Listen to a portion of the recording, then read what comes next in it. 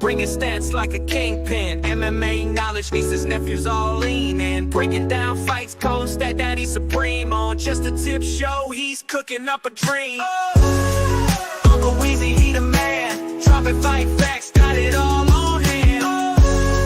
He the stat attack grand, MMA guru, more than just a fan. Wanna know the numbers? Weezy got them cataloged, from the fighters reach down to how many times they dog. Just a tip living, breaking it down slick, hit you with the knowledge, won't miss a single trick. Uncle Weezy, he the man, dropping fight facts, got it all on hand. He the stat attack grand, MMA guru, more than just a fan. Balls deep predictions, he be making those calls, getting in the details, opponents feeling small. From jazz to takedowns, got the whole fight ID. Uncle Weezy spitting truth, no lie, keep it G. Blow the horn, blow the horn. Stat Daddy Weezy not showing no scorn. Fight Night Kingdom, he wearing the crown. Break it down for the peeps, never looking like a clown.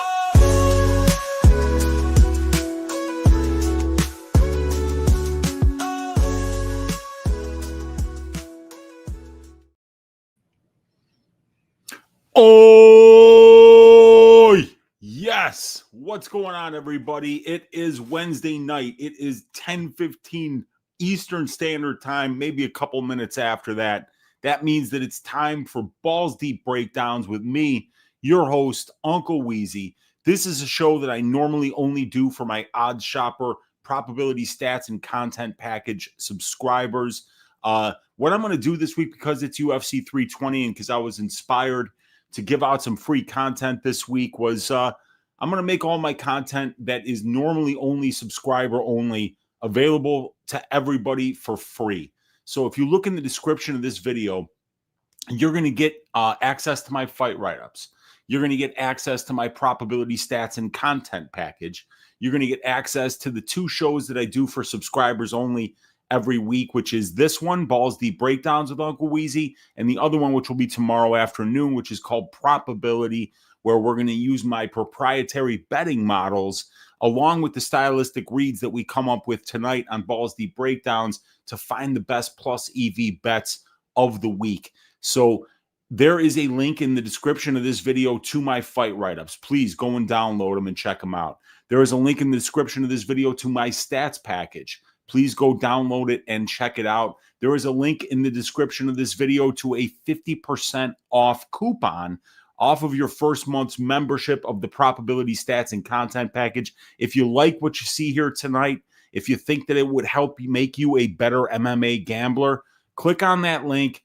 It would support my work, so you would be giving me a thank you for putting out all this free work this week for this awesome UFC 320 card that's going to be headlined by two title fights. We got Corey Sandhagen versus Merab Dvalishvili. We've got Magomedov Ankalaev versus Alex Pereira. So I wanted to be generous this week. I wanted to give out all my content for free, and I wanted to show everybody how hard I work every single week for my subscribers, and I want to double that subscriber base. I want people to see exactly what it is that I do every week outside of what you see for free on YouTube every week, outside of stat diggers that I do with DFS by the numbers every week. So I put in the work over here every week. You get a treasure trove of information, including the stats, including the fight write-ups, including access to all my track bets, access to my Discord, access to the fight write-ups, and then all this phenomenal content that is subscriber only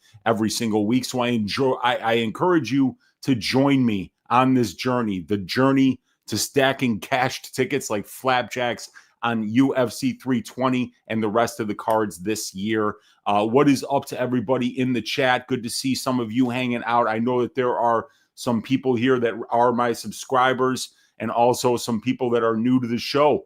Welcome, everybody. We're going to put in the work today, and we're going to talk about every fight on this card, and there are 14 of them. And we're going to start here just really quick. Let me say what's up to everybody here in the chat. We got my guy, the Grateful Dude, is in the room saying, oi. We got Dick's Insider saying, Prophet Wizayas, I would kiss you if I could for making this free this week. Saying, Sasifadi Stop Ali. Thank you very much is what he's saying there. And you're welcome, my man. Always good to see Dixon in here. We got my guy, the Carrillo, in the room saying yes. We got Nate Robinson in the room saying, oi. We got Daz Files in the room with the oi, oi, oi. We got Forrest saying, have a great rest of your week and weekend, Uncle Weezy. Good to see Forrest hanging out in here. Lazy Bed saying, ahoy, hoy, like C. Montgomery Burns. Red Chimp saying that Uncle Weezy touched me. He's saying figuratively, I touched his life and made it better with this content that I'm putting out for free. Always good to see my guy Red Chimp in the room. 4-ounce sniper in the room saying, oh, what is up, dude? Dr. Peener Jr. in the room saying, Unc, salute to you, my man. Thoughts on trying to get Dumaskin in the cage with Ateba Saturday? It would have been a much better fight. It would have been a much more competitive fight. Poor Tre'ston Vines. Going to be a rough night at the office for him trying to take a Ateba Gautier fight with no camp on about 3 days' notice. Good luck to Tre'ston Vines. I'll be praying for him on Saturday. We got Colby in the room saying, love the intro, pumped for some fights. Buster Cherry is in the room with that awesome Ortega weigh-in picture. My favorite uncle in the house, never late. Dr. Peener in the room saying, what up, alpha males? We've got Sam saying, show your Uncle Weezy some love and subscribe to the Odd Shopper. My guy Sam would know he is on the Odd Shopper. He is one of my subscribers. Appreciate you as always, Sam. Red Chimp was saying, wondering why you were live today. That's right. We're doing it for free today, you guys. We got Sup Weezy, says my guy Muhammad. Good to see the Hood Wolf hanging out in here. We got Dixon saying, it'll become a well-known fact that in these MMA streets that your shows with time have turned into the equivalent of pizza and sex, meaning even when they're bad, they're still pretty good. Yeah, dude, that's one thing I've always said. Like, even bad pizza is still better than most meals. And bad sex, not the best thing, but still better than a lot of other bad things in our lives. So I agree with you, Dixon. We got Sam saying he's live every time this week, but only for the true supporters, and that is true. But hopefully some of you guys, when you see how much work I put in every week and what this probability stats and content package entails on a weekly basis, that some of you guys will join up with the Odds Shopper probability stats and content package here. Dixon was saying what up, and we got the Sam saying what up, Hood Wolf. What's up, Sam?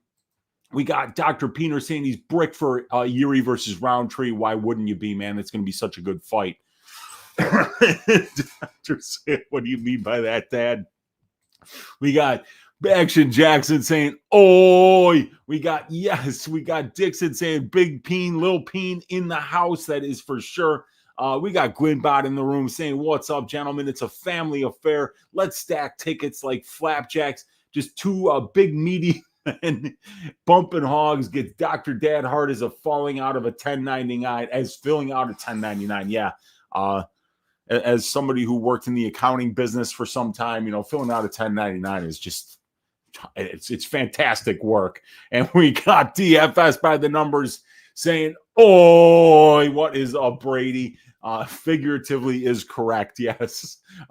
Barry McCockiner in the room saying, Brogan Walker, the run to the flyweight title begins here at the age of 37 on a 2.5-year layoff. That layoff was going to be instrumental for her building her skill set and doing exactly what our guy Barry McCockiner is saying here and making that run to the flyweight title. We got Muhammad saying, what's up to everybody? We got Big Boy saying, can we please have a quick moment of silence for Tre'ston Vines? We will do that, Big Boy, when we break down that fight. Caveman Yogi saying Uncle Weezy best in the biz. And KM saying, am I crazy to bet Punahele decision?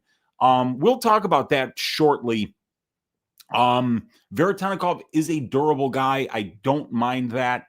I actually forgot what my pick is, but we will be talking about that for sure. And we got my guy M Test, local man, in the room saying, Big Weez, what is up? All right, guys, let's get right into it here. I'm going to share my screen with you guys. And like I said, these stats, the link is in the description of this video to these stats. The link is in the description of the video to the fight write-ups. The fight write-ups are almost completely done. The only one that I haven't filled out yet is Brahimaj versus Vanderford.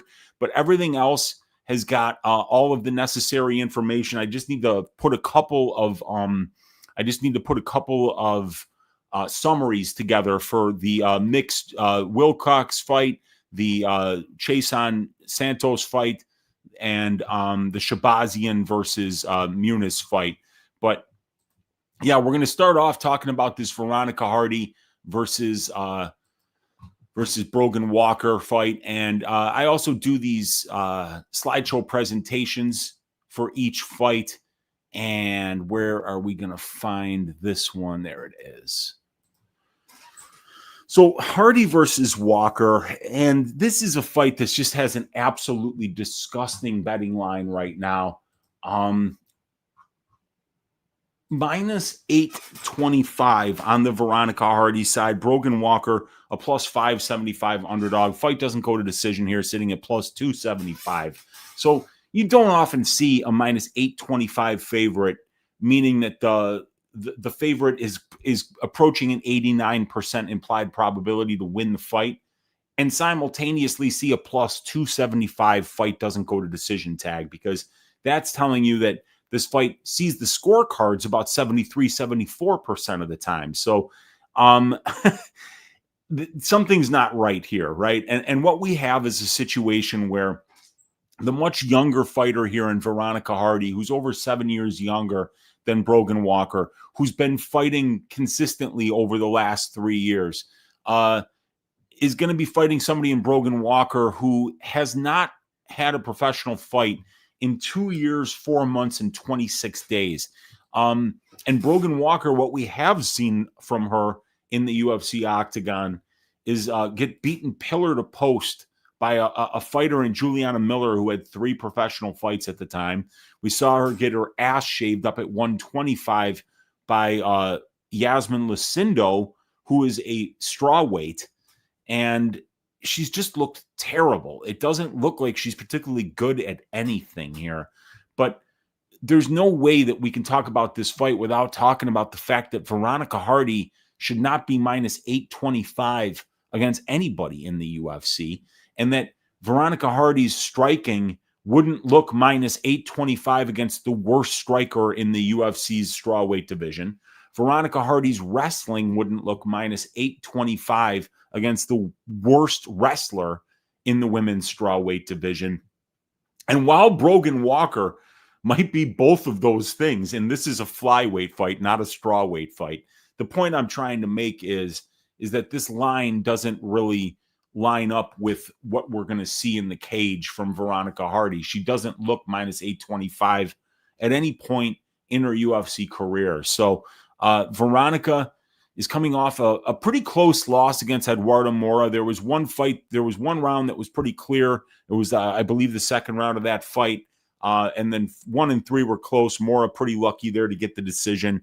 JJ Aldrich, unanimous decision win as a pick'em. Jamie Lynn Horth, a split decision win as a plus 170 underdog. And she cashes a plus 340 underdog versus Juliana Miller, kind of out-grappling Juliana, not allowing her to get into advantageous positions on the mat while winning the distance striking exchanges. So you could see that she came in and was a pretty big underdog. I mean, just 4 fights later, she's went from being plus 340 versus Juliana Miller, who has almost no professional experience, to being a minus 825 favorite versus Brogan Walker Sanchez. And, you know, Brogan was plus 365 to Yasmin Lucindo and looked plus 365 in that fight. And she let down bettors, including me, at plus 120 in her UFC debut against Juliana Miller. She was in the Tough House, won a couple of fights there. So it looked like she had a pulse. It looked like she might be ready, but going out there and just getting absolutely destroyed by Juliana Miller was almost bordering on hilarious. So, yeah, I'm going with Veronica Hardy. I'm picking her to win this fight by decision. And, you know, I'm not going to be betting on this fight. You know, I don't see any reason to do so. If we look at the props here on my prop betting model, you know, Veronica Hardy was priced at minus 235 to win by decision.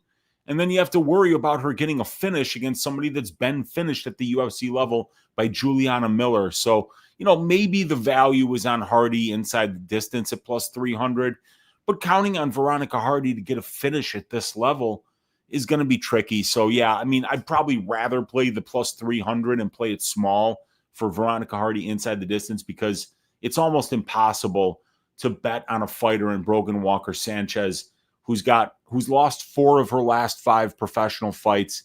She's on a 2-fight losing streak, and she's hasn't fought in almost 2.5 years. So Veronica Hardy by decision will be the pick, and there won't be any track betting action on this fight at all.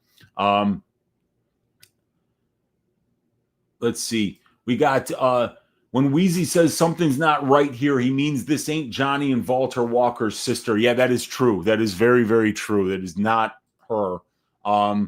We got my guy J-Mo in the room. Truly appreciate you.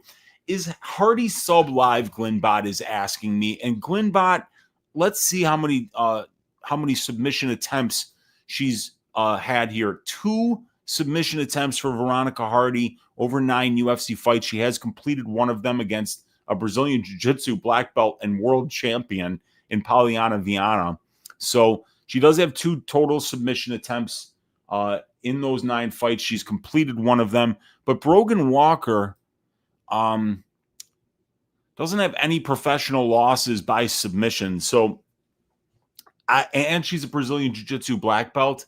So, I mean, I don't think it's particularly live. Striking was always Hardy's base rather than grappling. So I think she's probably actually more likely to get a knockout versus Brogan than she would to get a submission. Let me see here. Yeah, they're not PowerPoint. This is actually web-based. These are web-based presentations where I have information on the betting line, the strength of schedule, the distance striking, the power numbers, the grappling stats, the control time striking stats, the control time numbers in terms of how much percentage of control time of octagon time they get and allow. And then there's strengths and weaknesses, which I haven't loaded, and the pick and bets, which are all included in the fight write-ups. But all of this information that you also see here on these slides is available in the stats package, which is linked in the description of the video. Let's see. Break into doing audiobooks. The voice is awesome. I often listen while cleaning the house. I appreciate you, man. Yeah, I don't know why some people really do tend to like my voice. The Zesty Parley Boys did ruin this one. That is for sure.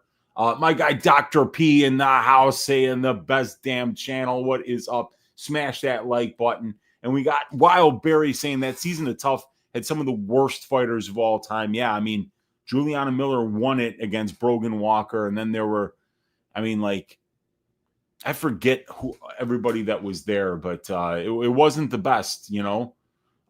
I can imagine Dan Hardy in his basement laboratory like a mad scientist plotting how he's going to get his revenge on Dana White in the UFC through his Trojan horse and wife, Veronica. We'll take a poke and inside the distance. And has anyone noticed that every time they put Veronica Hardy on a card now, that Khalil Roundtree is on that card? And if you've noticed that, my question to you would be, do you think that's Dana fucking with Dan Hardy? Just discuss amongst yourselves, everybody. And let's move on to the next fight here, which is going to be Ramiz Brahimaj versus Austin Vanderford. Brahimaj plus 250, Vanderford minus 300, and the fight doesn't go to decision here, sitting at plus 100 for this fight. So this is the only fight that I haven't populated my fight write-ups yet for. But I have taped the fight, and I don't really know what I want to do with it because Vanderford's a good wrestler, but he looks actually, to me, a little bit undersized for the welterweight division. And this dude was fighting up at 185 for a decent portion of his career. So, you know, like, I feel like Vanderford has very good wrestling, but I'm not positive about it because I just don't know. Like, for instance, the last 2 fights against Veretennikov and Luis Romero, you know, like, I just don't know what I can take from that. First of all, the Veretennikov win is meaningless because the fight should have never happened in the first place. And Veretennikov and Vanderford both learned about that fight on fight week. So neither one of them had a camp. Veretennikov sucks at wrestling, but wasn't able to practice for it. And he looked completely lost on the ground. So I don't know how much I can take from these most recent wins. He's out there getting knocked out by Aaron Jeffrey, Gegard Mousasi. The last win, that has some traction is Fabian Edwards. And for that fight, here, let me load my presentation here. Vanderford, Brahimaj. So Vanderford is already 35 years old, so he's getting up there for the welterweight division. These guys are similar in height, but it's Vanderford who's going to be an inch taller and have a 2-inch reach advantage. Brahimaj has been slightly more active here, fighting less than 4 months ago, while it's about 7 months ago for Vanderford. Brahimaj cashes as an underdog in his last 2 fights. He's won 3 out of his last 4, but he did have to take a long time off between the Gilmore fight and the Garimbo fight due to a very serious neck injury, career-threatening spinal neck injury that caused him to be out for about 2 years and 3 months, just a little bit less than the absence that Brogan Walker has had. And he came back against Themba Garimbo, and he landed something like less than 10 significant strikes over 15 minutes. So it was a really bad performance, which got people betting on Mickey Gall against Ramiz. I even threw Mickey Gall, I think, in the greasy 4-legger. I don't know if I actually pulled the trigger on a moneyline bet, but if I did, it would have been one of the worst of all time. And Ramiz went out there and knocked him out. He got the win over Billy Ray Goff in the first round. So Ramiz is looking like a resurgent fighter here. And, his losses at the UFC level against Max Griffin, tough veteran, Court McGee, a very, very underrated grappler, Court McGee is, and Themba Garimbo, who's big and athletic and who's gotten some decent wins in recent fights. They're not the worst losses. And then his wins, though, are, I think it's Sasha Palatnikov, Michael Gilmore, Mickey Gall, and then Billy Goff. So, I mean, it's hard to know where Ramiz is right now. It's also kind of hard to know where Austin Vanderford is. He looks like a well-rounded fighter that probably can find some success here on the ground, but I don't know if he's going to really be able to blanket Ramiz. I honestly, you guys, I have almost no idea what to do with this fight. And this was news to me. I was watching DFS by the Numbers and Clint on Clint's show, the Die Hard MMA podcast this week. And Clint was saying that Ramiz is working over at Valley Flow Striking for this fight. So probably working with some guys like Bilal and Gerald Mearshart and, some of the high-level fighters that they have over there in that camp, Charlie Radke. He'll get some really good wrestling work there, some really good grappling work, and obviously there's some really good strikers in that camp as well. So Brahimaj evidently has made the move from Fortis MMA because he was always coached by Saif Saud, but according to Clint, he's going to be working with Valley Full Striking for this camp. So I'm interested to see if the offensive and defensive wrestling look improved, because what I worry about for Brahimaj here is that Vanderford does out wrestle him, and that Brahimaj gets put on his back, and Vanderford is able to win the minutes on top. And that's kind of what we saw Court McGee pretty easily be able to do. He was able to out grapple Ramiz on the mat, and Themba Garimbo was able to do the same thing, but he was being a little bit more physical in the clinch exchanges of that fight. So I think that Vanderford's path to victory here is a wrestling-based decision. I think that Ramiz, because we've seen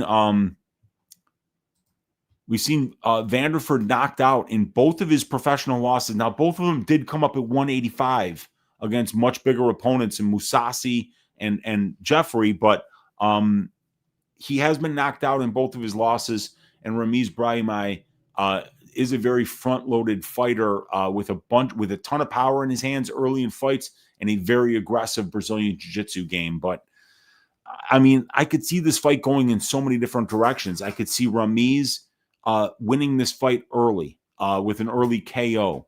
I could see Vanderford winning minutes with getting takedowns and top control.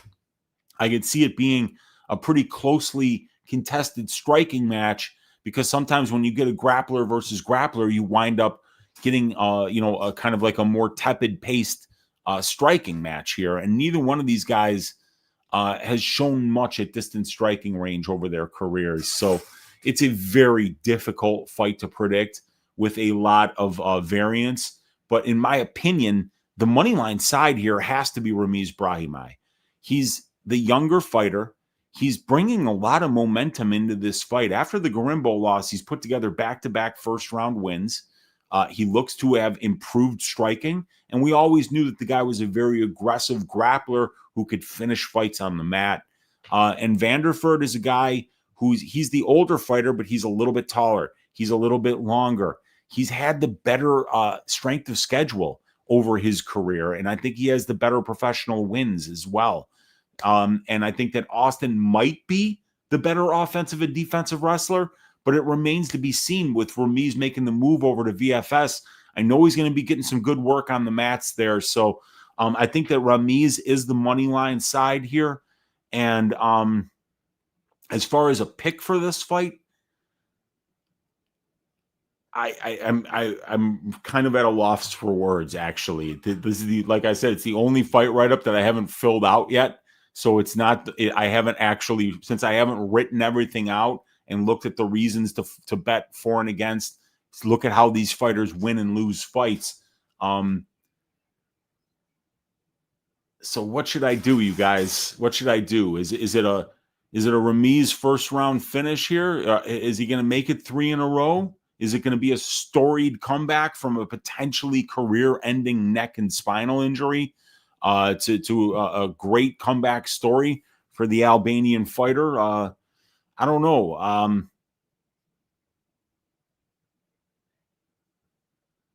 And the one thing that worries me is, with Brahimaj's last 2 wins being first-round wins, has this guy improved his ability to be able to win minutes in the second and third rounds here? Austin Vanderford, 5-0 to the decision. Ramiz Brahimaj, 0-4 to the decision as a professional. So Austin's got a proven ability to win minutes, as we can see right here in this record, and Ramiz doesn't. So my prediction is going to be Ramiz early or Vanderford by decision, by a grappling, top-heavy decision. And I'm going to pick Austin Vanderford to win this fight by decision. Super tough pick to make. So, I mean, I think you guys can tell how much I struggled making that pick. That tells you that the value probably is on the Ramiz side at plus 250. And getting somebody like Ramiz, let's say by first round, maybe Ramiz to win in under 1.5 rounds, because he is a fairly front-loaded fighter. Let's see what that comes out to on Bet Rivers.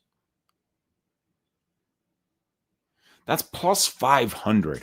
That's a cheeky look, in my opinion, because Ramiz does have power early in fights, and he can absolutely grapple, and he's very aggressive. And we've seen Vanderford finished in both of his fights, and he hasn't really been cutting down to 170 most of the time. Even the last fight, because it was such a short notice fight, was a 175-pound catch weight. So we'll see here. But yeah, Brahimaj to win in under 1.5 rounds, plus 500. Austin Vanderford by decision, plus 112. I think those are both pretty good looks for this fight. But the pick, like I said, is Austin Vanderford to win by decision. All right. A lot of you guys in the chat here. I won't be able to talk to you as much today simply because we got a lot of work to do here. We got to break down 14 fights. No, Vines is going to look very, very high after looking at Gutierrez is finished with him, man. Breakdowns are like the highlight of my YouTube every week. Appreciate you, JMO. Yeah, I know. So like, yeah, we're gonna see the Contender Series is meant to bring in exciting fighters. Could you show us how to find the striking projections using your model? So on the striking, what you could do is you could take a look at how much. So here on the AM tab for everybody, right? You have information like how many distance strikes they land per minute and how many their opponent absorb per minute. You can look at how many minutes they've spent in the cage, and you can actually add that up, and do your own predictions using just averages and stuff like that. So the striking projections, I do have an additional product that I'm unable to use because it's just too big, and I wouldn't be able to send it out, and Google Sheets is unable to handle how much data there is in the spreadsheet. But what I would look at is you could do a pretty basic calculation by determining what percentage of time people spend in control time positions and what percentage of time they spend in distance striking positions. So for Ramiz, it's 38%, and Ramiz lands about 4.6 distance strikes per minute, and Vanderford absorbs about 2.7. But keep in mind, this is a very small sample size for Vanderford. So you could say Ramiz, over a fairly large sample size of over 20 minutes of distance striking time, he's landing about 4.6 distance strikes per minute. If you think this fight goes to decision, 5 minutes it takes place at distance striking range, you would take 5 times 4.6, and then you would take Brahimaj's clinch and ground strikes landed per minute, which is only 0.61, and you would multiply that by 10, and you would get 6.1 for that.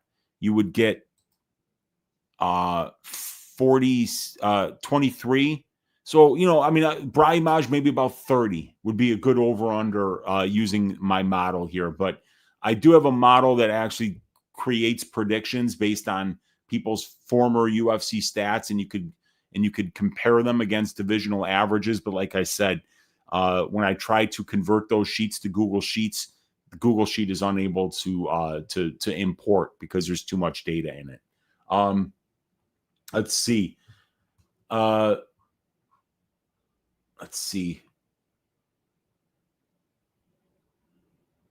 you noticed that? Okay, good. And my guy Shady is in the room. My guy Paul is in the room. I was watching Brogan from Bali last time she fought, who takes 2.5 years for surgery. I don't know, but she's definitely, she has no momentum coming into this. Let's see. Brahimaj round 1 or bust, says my guy Shady. Injury, spinal. Yup, it's not good. Okay, yeah. Vanderford's wife, Paige Van Zant, does have wrestling videos on another website. Her technique is strange, but you're learning a lot. Hey, man, that's how we learn. We watch things and we imitate the ones that do it well. So, yeah, she's great at taking men down, says Sam. She could be the first intergender champ. And we got my guy, the MMA Husky Hustler, in the room saying, "Ow, what is going on, Husky Hustler?" All right, you guys. Does Weezy track knockdowns too? Yes, I do. Yeah, it's right there. R14 is the total amount of knockdowns for fighter B. L14 is knockdowns. All this is the knockdown information here for offense. All this is the knockdown information here for defense. All right. So let's move on to the next fight of the night, which is going to be Punahele Soriano versus Nikolay Veretennikov. We got Soriano has moved from being about a -215 favorite earlier in the week to a -332 favorite. Veretennikov +272. Fight doesn't go to decision here, sitting at -230 for this fight. So right now, Punahele Soriano's got some pretty strong momentum. 2-0 with two very impressive performances since moving from 185 down to 170. It looks like he's found his weight class and he's rounded out his game. The career trajectory at 32 years of age looks to be positive in this weight class for him, because while Puna was just kind of like depending on a big left hand up at the middleweight division, now it looks like he's going to be more willing to wrestle at 170 pounds against smaller opposition. So that could potentially bring him a new minute winning path, which really wasn't there for him when he was just looking to land big shots. Punahele Soriano, one of the things that bothers me here, though, you guys, and this is information that I put in the fight write-ups, and it's also available in these in these slideshows that I do, is the betting line information.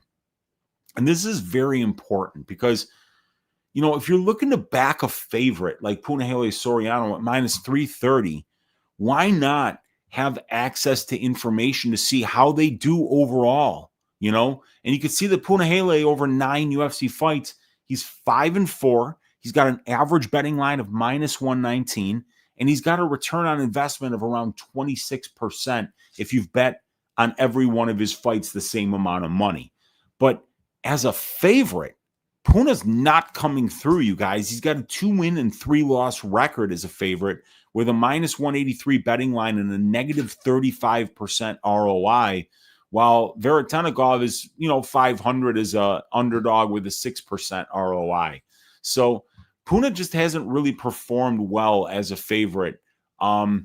And I also have that information right here in the fight write-ups. You could see the overall UFC record and then its average line and the ROI. So 5-4 is the average, or is the overall UFC record. Minus 119 is the average betting line for Puna, and a 26% return on investment. And once again, you guys, if you want access to all this information every week, the fight write-ups, the stats packages, click the link in the description of the video, 50% off your first month's membership of the Probability Stats and Content Package. It only costs $25 a month. If you click that link in the description, you'll get your first month for $12.50, and it's going to give you access to these stats packages. It's going to give you access to these fight write-ups where we talk about the trends for each fighter, the betting trends of each fighter, the strength of schedule analysis. How does each fighter win fights and lose fights? Can we match up how Punahele Soriano wins fights with how Nikolay Veretennikov loses fights? If we can, let's look at that prop for that, and let's see, according to my models, whether the prop is overpriced or underpriced.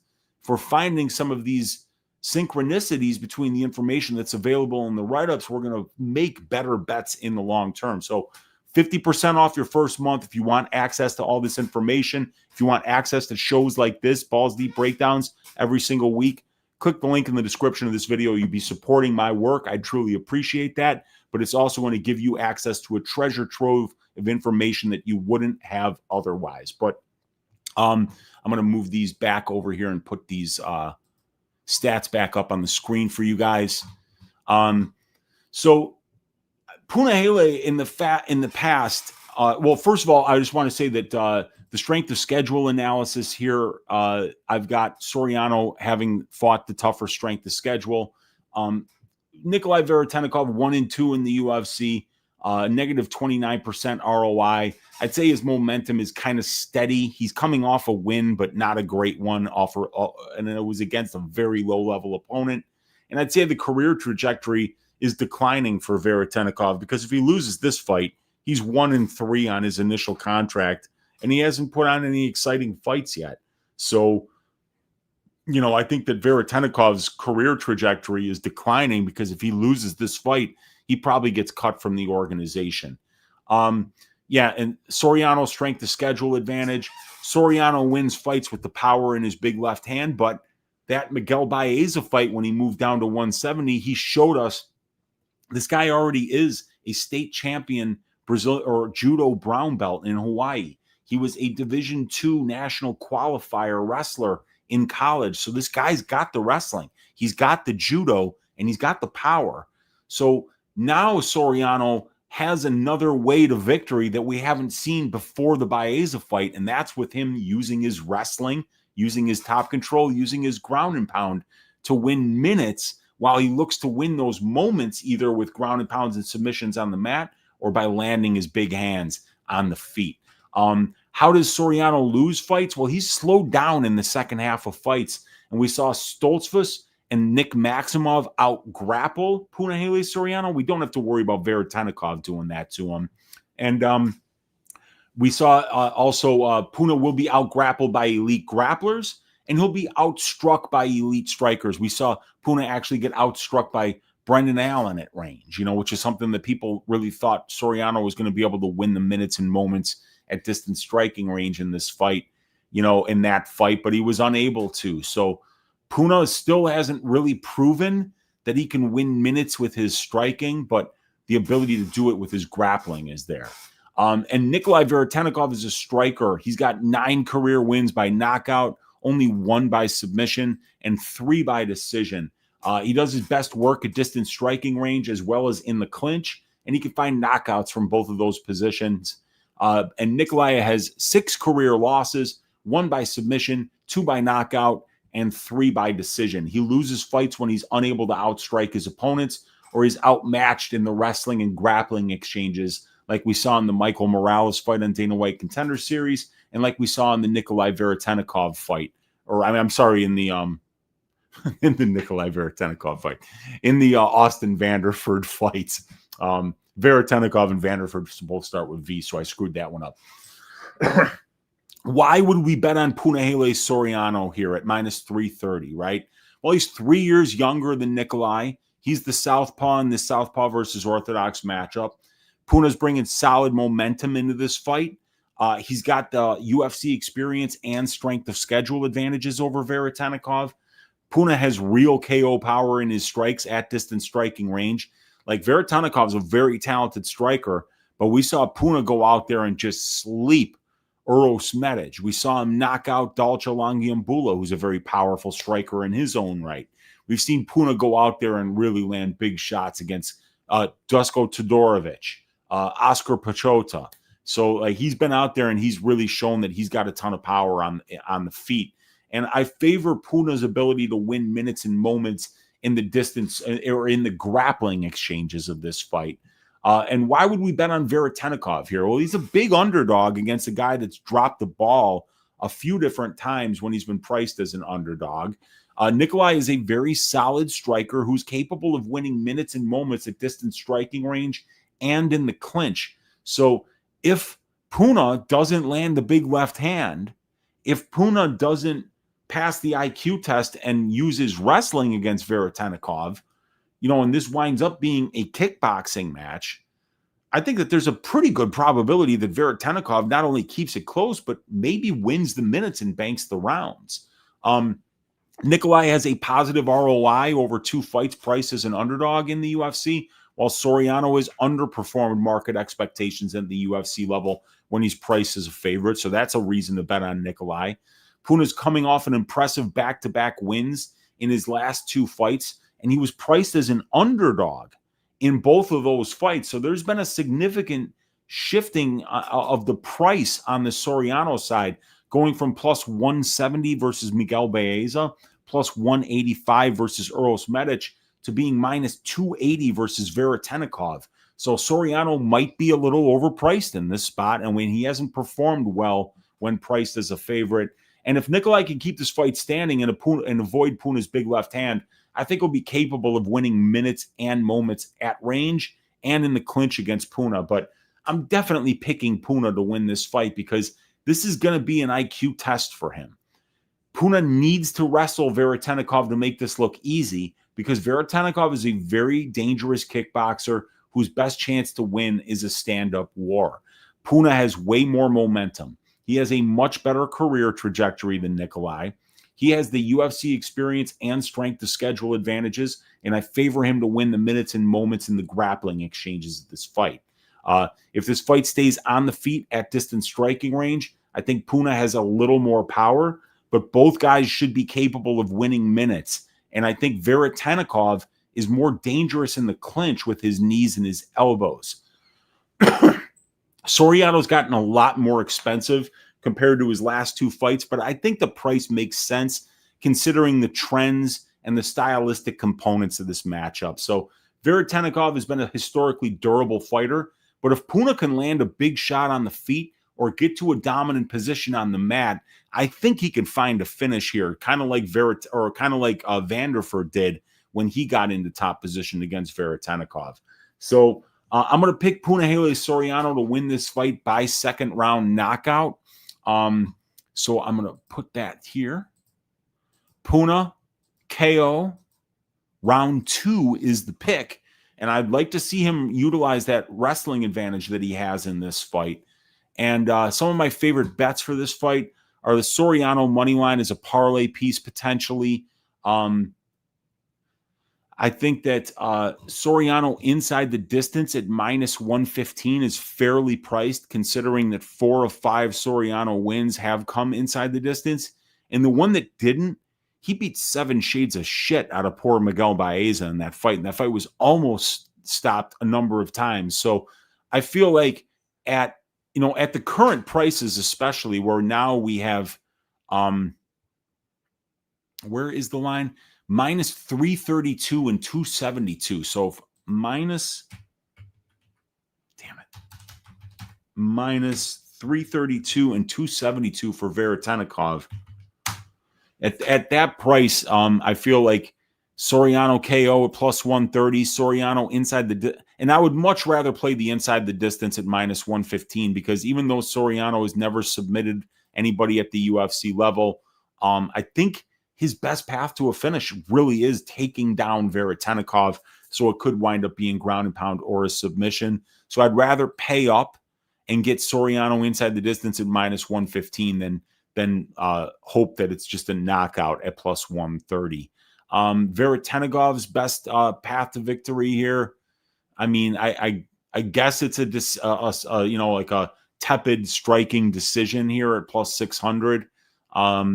But yeah, my favorite bet would be a parlay on the Soriano money line. My guy DFS by the numbers was telling me he liked the +3.5 points handicap for Punahele Soriano at -130, because that would cover a dominant decision win as well if you were to able to take down Veretennikov but not find the finish on the mat. But yeah, Soriano inside the distance, Soriano -3.5 points handicap.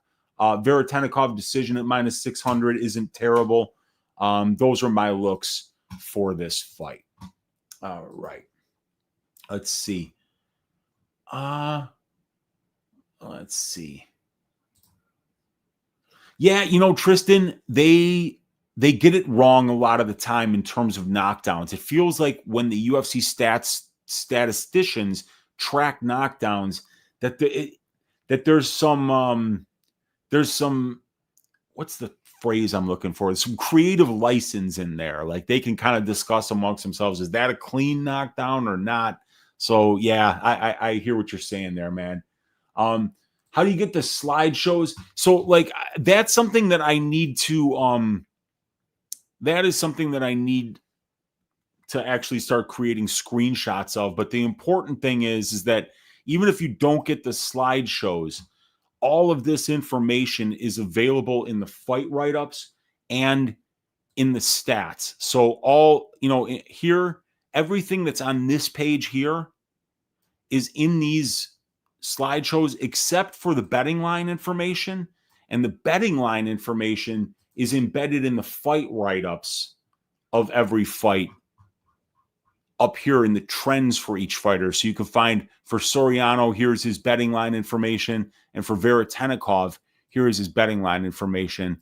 And then what I'm going to try to do is really get a great idea of exactly how I want the flow of every breakdown to go, and then rearrange these slideshows so that I can embed them into how I break down the fights better. I've got to do a better job of that on my own, but that's what I got for you there. We got I agree, Dad. Verna is stunning. Her face is a 10 of 10. Yeah, and that's Dr. Piener's MMA crush, Verna Jandiroba. Very handsome woman. I've never seen a woman look the way she does. Yeah, I agree. She does. Like my guy DFS by the numbers, Brady says, like that. She gives you that look, you know? She gives you that look. Yeah, I agree, Sam. I mean, minus 322. We had a chance to get him at like minus 220 just a few days ago. So now, you know, and there's some reasons why. Like we spelled it out in the Balls Deep breakdown. It's a little bit tricky. We got 33 is in the room. What's happening, 33? Great number there. Shout out to all the Masons. Sam saying I took some action at minus 220. We got Glenbot saying is Puna decision at plus 220-ish the way to go. I don't mind it. Because Veretennikov is durable. I saw it plus 250 earlier in the week on Bet Online. My model doesn't really like the plus 250. It prefers the inside the distance prop at minus 115. But if you think that Soriano is going to grapple in order to win minutes and bank rounds, I could see that plus 250 hitting if he's unable to find a ground and pound or a submission finish. All right, let's see. Yeah, and Nikolay did actually have a training camp for this one too, unlike the Vanderford fight.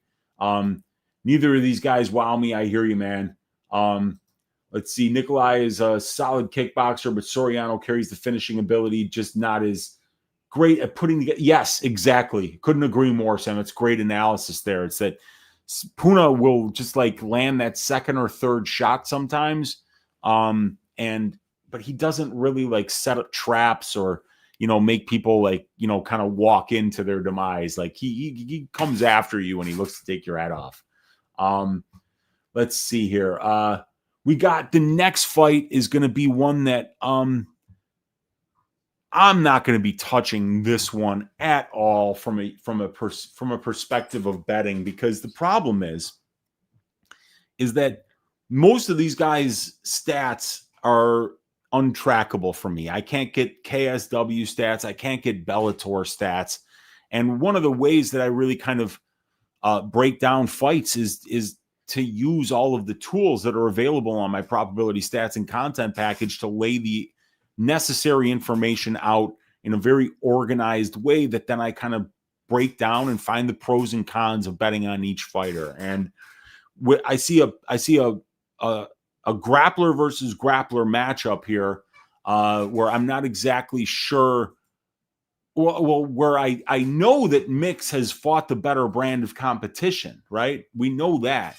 But, you know, can Patchy go out there and offensively initiate the grappling exchanges? And I'm not entirely sure that he can.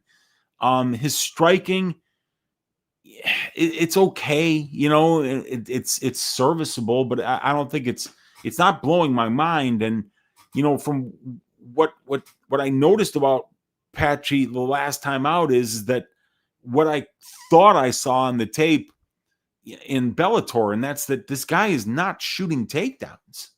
I mean, in that fight, he was absorbing 11.5 significant strikes per minute. The average for the division is 3.8, right? So Patchy's getting fucking pieced up. So how does he pivot? How does he adjust to the fact that he's losing the minutes on the feet? And the answer is that he didn't. He didn't pivot. He didn't adjust. He stuck with the game plan and lost to 30-27 because he was unable to find an area where Mario was going to be uncomfortable. And he let Mario be comfortable. He didn't test his takedown defense, and he lost all the minutes of the fight at distance striking range. And 100% of the fight took place in the center of the cage. Now, 43% distance striking defense is fucking pitiful. The 39.5% accuracy that he showed against Bautista is slightly below average for the division, but this is a very small sample size of information. And with Wiklacz, this guy, the only tape that I've seen is him fighting the same guy 4 times in a row. And so I feel like I'm just missing an absolute ton of information on this fight because I have no stats on either fighter. Because Patchy has 22 professional fights and 21 of them are in Bellator, which most of them I never saw. it's just a fight that I don't have a lot of information on. But Patchy Mix, what I do know is that he's got a pretty sizable strength of schedule advantage here. What I do know is that he had a 7-fight win streak coming into his UFC debut, and he was priced as a favorite against Mario Batista. So Jakub Wiklacz is a much worse fighter than Mario Batista, but Patchy Mix is actually being priced in a similar fashion against Wiklacz. He's just a little more expensive than he was in his last fight against Bautista. So I think we might be getting a little bit of a discount here on the Patchy Mix side. And I do think that he can potentially find the finish here. This is the UFC trying to get a guy that they just paid a lot of money to bring over from Bellator and who shit the bed in his first performance and really kind of let people down that backed him at Juice. You know, this is his bounce back opportunity. They're giving him a winnable fight against a regional scene guy who's fighting in Europe. That's very important, because if this guy was like a Fury FC champion or an LFA champion or CFFC, where he's fighting against American grapplers, Dagestani grapplers, you know, then I'm worried that, you know, he might be able to outwork Mix. But this guy's fighting on the Polish and Czech regional scenes in KSW. So I don't think he's seeing the level of grappling that Patchy Mix has seen in the Magomedov fight, in the Sergio Pettis fight, in the guys that he's been facing at the Bellator level. So Wiklacz has been finished in all 3 of his professional losses, and Patchy Mix has finished 15 of his 20 professional wins. I think that there's a big strength of schedule advantage here on the Patchy Mix side, and I think that he's going to grapple with Wiklacz here, and I think he's going to find a front choke and finish this fight. So I'm going with Patchy Mix to win this fight by second-round submission. But there's no bets here, because I feel like I've just got to find out more information on Wiklacz and Mix here. I want to see how these guys do, but this is a debut for Wiklacz. He's from Poland, and he's got to fly all the way to Vegas, so a long trip here. The nerves of a UFC debut, big strength of schedule disadvantage here, and Mix has just been a lot more tested as a professional. So I'm going to go with him to win it in a way that's kind of spectacular, and that he can kind of bounce back and kind of get his name kind of brought into the conversation again of being in the top 10 of the division. Yeah, 3-1-1. Fought the same guy. 5 times. Yeah, and that's crazy. Yeah, and that I agree, Tre'ston. I mean, beating Magomedov is twice as impressive as beating Sebastian Prisbiz, or whatever the dude's name is. So him and Patchy fighting the same week is great, and I'm going to parlay them for shits and giggles. Yeah, PFL fight, Magomedov. There you go. Glenbot saying Mix's cardio is great, so I think Mix gets a standing back take in round 2 or 3 and gets the finish to possibly sub. Yeah, front choke or a back take. That's what he really does well at doing. And if Wiklacz gets a little bit over his toes trying to strike here, that's where he could take advantage of a mistake and find that submission. So, yeah, Mix by sub, round 2. That's what I'm calling for this fight. The next fight that we're going to talk about is Justin Bieber. You're not fooling anybody. He's calling himself Macy Chiasson now, and he's going up against the wife of Thiago Santos, Maheta, Yana Santos.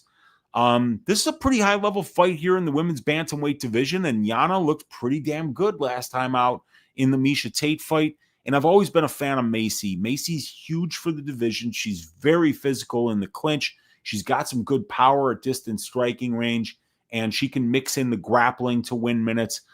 Macy, I think, is very deserving of being in the top 5 of the women's bantamweight division, and she's coming off a tough loss against Ketlin Vieira in her last fight. But one of the things that Ketlin has done very well at the UFC level is stuff takedowns. And I think that is going to be difficult to do for Yana Santos against somebody that's as big and physical as Macy is. So 5'11" compared to 5'6", 72-inch reach for Chiasson compared to a 68-inch reach. And when you look at the UFC experience numbers, these ladies have fought a very similar level of competition. They have a very similar amount of UFC experience, and both of them are putting up pretty good numbers in the distance striking exchanges of their fights. Yana showing a little bit more defensive responsibility. Macy showing a little bit more power, but both actually attempt the exact same amount of output at 12.2 distance strikes per minute. So when we talk about trends, like that becomes important when we see fighters well matched in a lot of ways. And let's face it, Yana Santos loves to be in the clinch. Macy Chiasson loves to be in the clinch. You could see right here that less than 50% of their UFC octagon time for both fighters is spent at distance striking range. Both of these ladies are very comfortable grappling. Both of these ladies win about 60% of the control time positions in their fights. And when we look at control time striking numbers for this fight, where are we, Chiasson? There it is. If we look at control striking, you can see that both of these ladies are doing pretty well there. Yana lands 3.3 clinch and ground strikes per minute spent in control time positions. For Macy Chiasson, it's 2.9. Macy's only absorbing 1.8, and Santos is absorbing 2.3. So each one of these ladies has a positive 1 clinch and ground strike differential, meaning that when they're in control time positions, they're landing 1 more significant strike per minute than their opponents land on them in those positions. So I think both of these ladies are going to have a potential to win minutes in the clinch. I think both of these ladies are going to have potential to win minutes at distance striking range. But I do think that Macy Chiasson is going to be the fighter more likely to wrestle offensively, the fighter more likely to get takedowns, and the fighter more likely to not dominate, but win the control time positions of this fight, which means that I do think that she is going to be able to win the fight. In addition, Macy's a finisher, and Yana Santos has been finished in 3 of her 5 losses at the UFC level.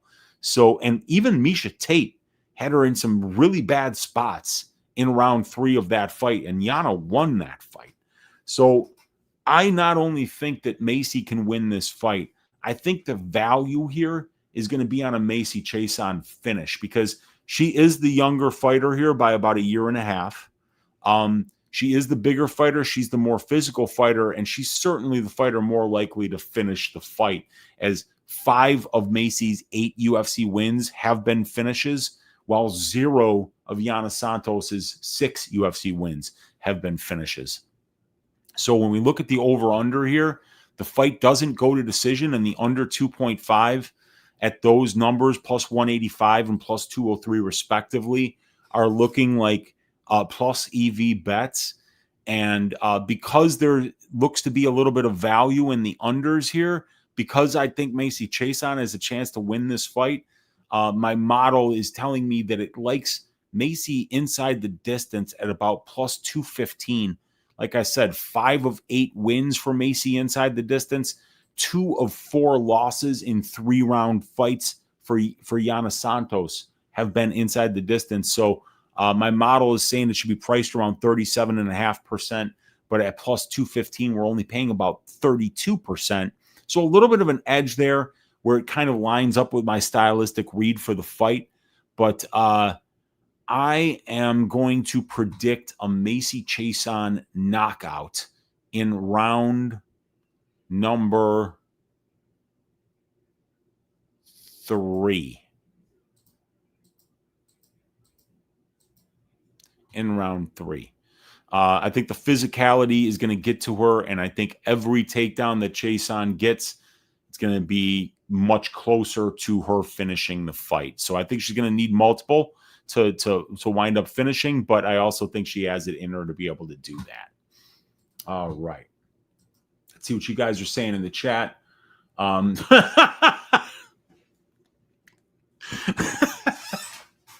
Same division, too. Same division, both 135 pounds. Maybe my guy's something. Oh, you gotta love it. Dr. Peener is a big fan of Macy. You gotta love it, the junior. She's now training at a gym that was opened 7 weeks ago. Are you talking about Macy? Is that for Macy? The coach is Kyle Crutchmer, who's 6-2 in Bellator. Okay, interesting.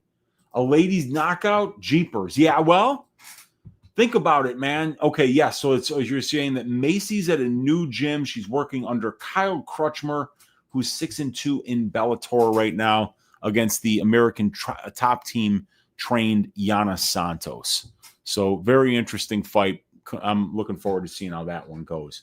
Rangers MMA, it's called. Okay, that is Macy's new camp. All right, let's move on. We got, let's see here.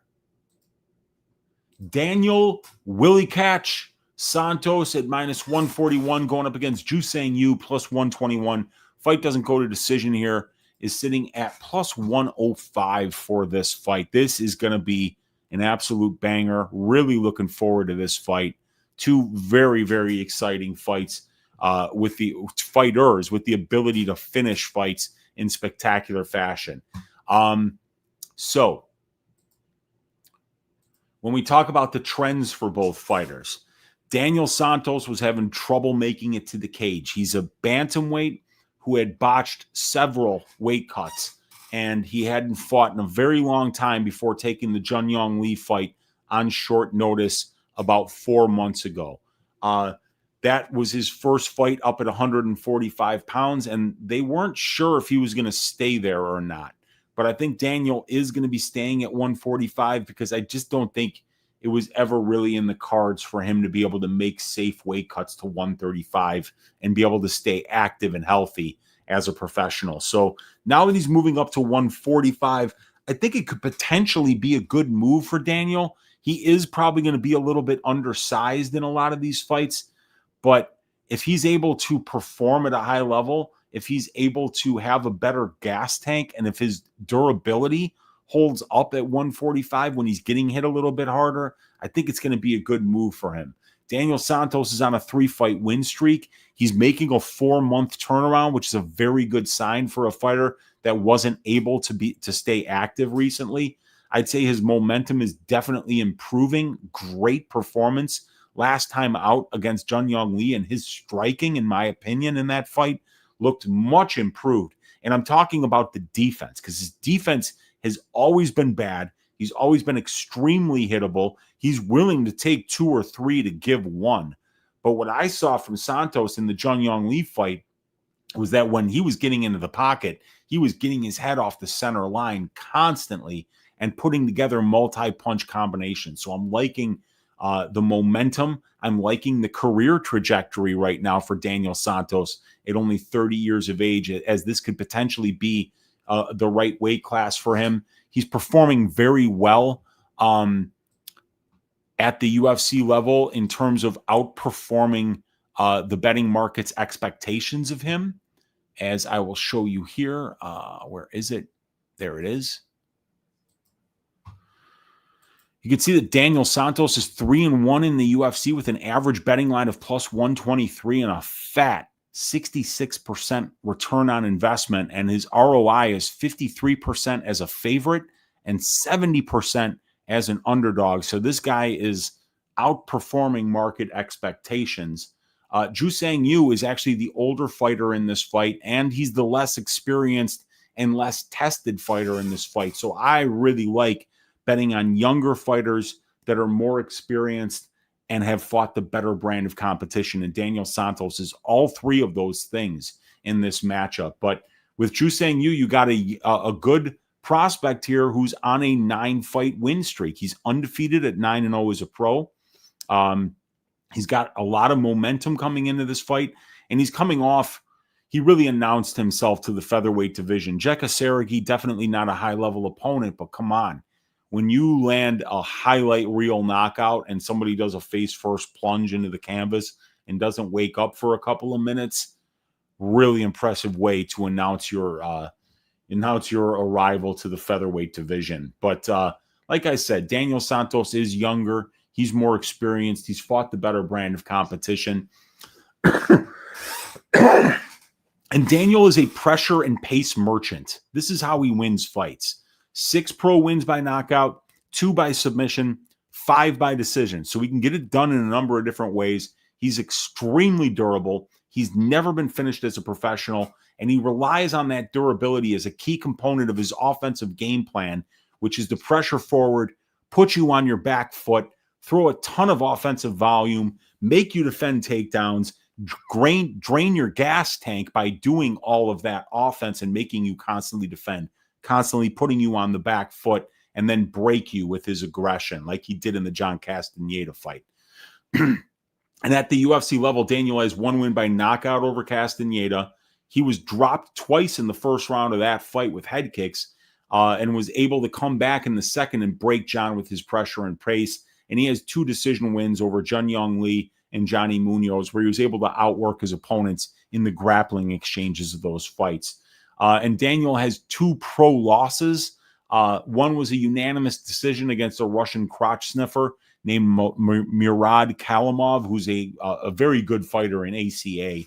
And he lost a unanimous decision against Julio Arce in his UFC debut back in April of 2022, where Daniel really wasn't able to get into the pocket against Arce, and he was outboxed at range in all 3 rounds. Joosang Yu is undefeated at 9-0. He's got 4 knockouts, 1 submission, 4 decisions. He's got the ability to win big moments at distance striking range with his accurate, well-timed counters, as we saw in his UFC debut against Jakub, as well as on the regional scene against Kawaner and Kuramoto. Yu has a functional grappling game with solid top control and a decent get-up game and submission defense when he is taken down. And Yu's only UFC win came by a highlight reel first-round KO over Jakub. And we don't really know how Yu loses fights because he hasn't lost yet as a professional. But he has shown holes in his takedown defense that could be exploited at this level against a fighter like Santos. He didn't have to worry about Jakub taking him down, but Daniel Santos is going to be wrestling in this fight. So why would we bet on Daniel Santos? He's the younger fighter with more UFC experience and the strength of schedule advantage. He's bringing some solid momentum into this fight, being on a 3-fight win streak and getting an impressive win last time out in his 145-pound debut. Daniel fights with relentless forward pressure. He throws a ton of strikes, and he pushes a grappling heavy pace. And his durability is very dependable, so he has an extremely difficult style to deal with. And Yu's takedown defense on tape looked subpar, so I could see Santos piling up takedowns and a lot of control time here. Now, why would we bet on Joosang Yu at about plus 120? Well, this dude has got power in his strikes, and his counters are precise. Santos fights with relentless forward pressure and doesn't have great defense. So I could see Yu catching Santos on the way into the pocket. And Yu's an undefeated fighter with strong momentum and a positive career trajectory, who's coming off a career best performance in his UFC debut. So the kid's got a lot of momentum right now, and he could potentially ride that momentum to his second UFC win here against the a little bit undersized Daniel Santos in the featherweight division. So this promises to be a banger of a fight. Both Yu and Santos have all action styles, and neither guy has ever been finished as a pro. So I see this as a potential fight of the night contender. I like the Santos side from a money line perspective. I'm a little worried about Santos being undersized at 145 pounds, and his defense has never been good. However, he's the younger fighter. He's got more UFC experience, a sizable strength of schedule advantage, who I think is capable of keeping the fight close on the feet while mixing in takedowns and lots of top control time. Yu's takedown defense doesn't look good on tape, and I think Santos is going to test his grappling defense early and often in this fight. Santos has relentless forward pressure. He puts together combinations in the pocket while getting his head off the center line, and he does an excellent job of mixing his strikes with his takedown entries. I do think Yu will be live to land big counters when Santos enters the pocket, but Santos is extremely durable, and he can always clinch up and look to wrestle if he winds up getting rocked. I'm going to back the younger, more experienced and tested fighter on the 3-fight win streak with the grappling advantage in Daniel Wiklacz Santos. Yu is coming off of a highlight reel knockout win in his UFC debut, But if we're being honest, this guy has fought and beaten total nobodies, and he has a ton to prove still at the UFC level. I have no idea whether Santos will be able to find a finish or win a decision, because we've never seen you tested by a fighter the quality of Santos before. But I am going to pick Daniel Santos to win this fight by a dominant grappling-based decision. I don't want to get involved on totals in this fight because I still think you is a bit of an unknown. But the Santos money line around minus 140 definitely has my attention as a possible tracked bet this week. My pick is going to be Daniel Wiklacz Santos to win by decision. And my favorite bet for this fight is the Wiklacz money line around minus 140. All right. Let's see what you guys say here. Okay, so it's a bunch of Fortis people who left and opened up that gym. Yeah, because Macy was at Fortis before, and like we said before, Ramiz Brahimaj evidently left there too. Corey Bieberhagen got this. Yeah, local man shakes fist. What's up, dude? We got DFS by the numbers saying, I like the Bieber finish. Santos is pretty dreadful on bottom, and Macy is a good top. Yeah, I mean, you can just look at the picture right there and be like, yup, good top there. That's for sure. No doubt about it. We got Dr. Peener saying, what's Macy's WikiFeet score looking like? Asking for my dad. You know, I've never been to WikiFeet before. I'm going to do it off screen. WikiFeet. I'm just going to brave search that. Wikifeet.com. And then we've got celebrity search would be Macy Chiasson. 48 photos. Okay. Ooh, you guys, the WikiFeet score is 3.31 stars. That's very low.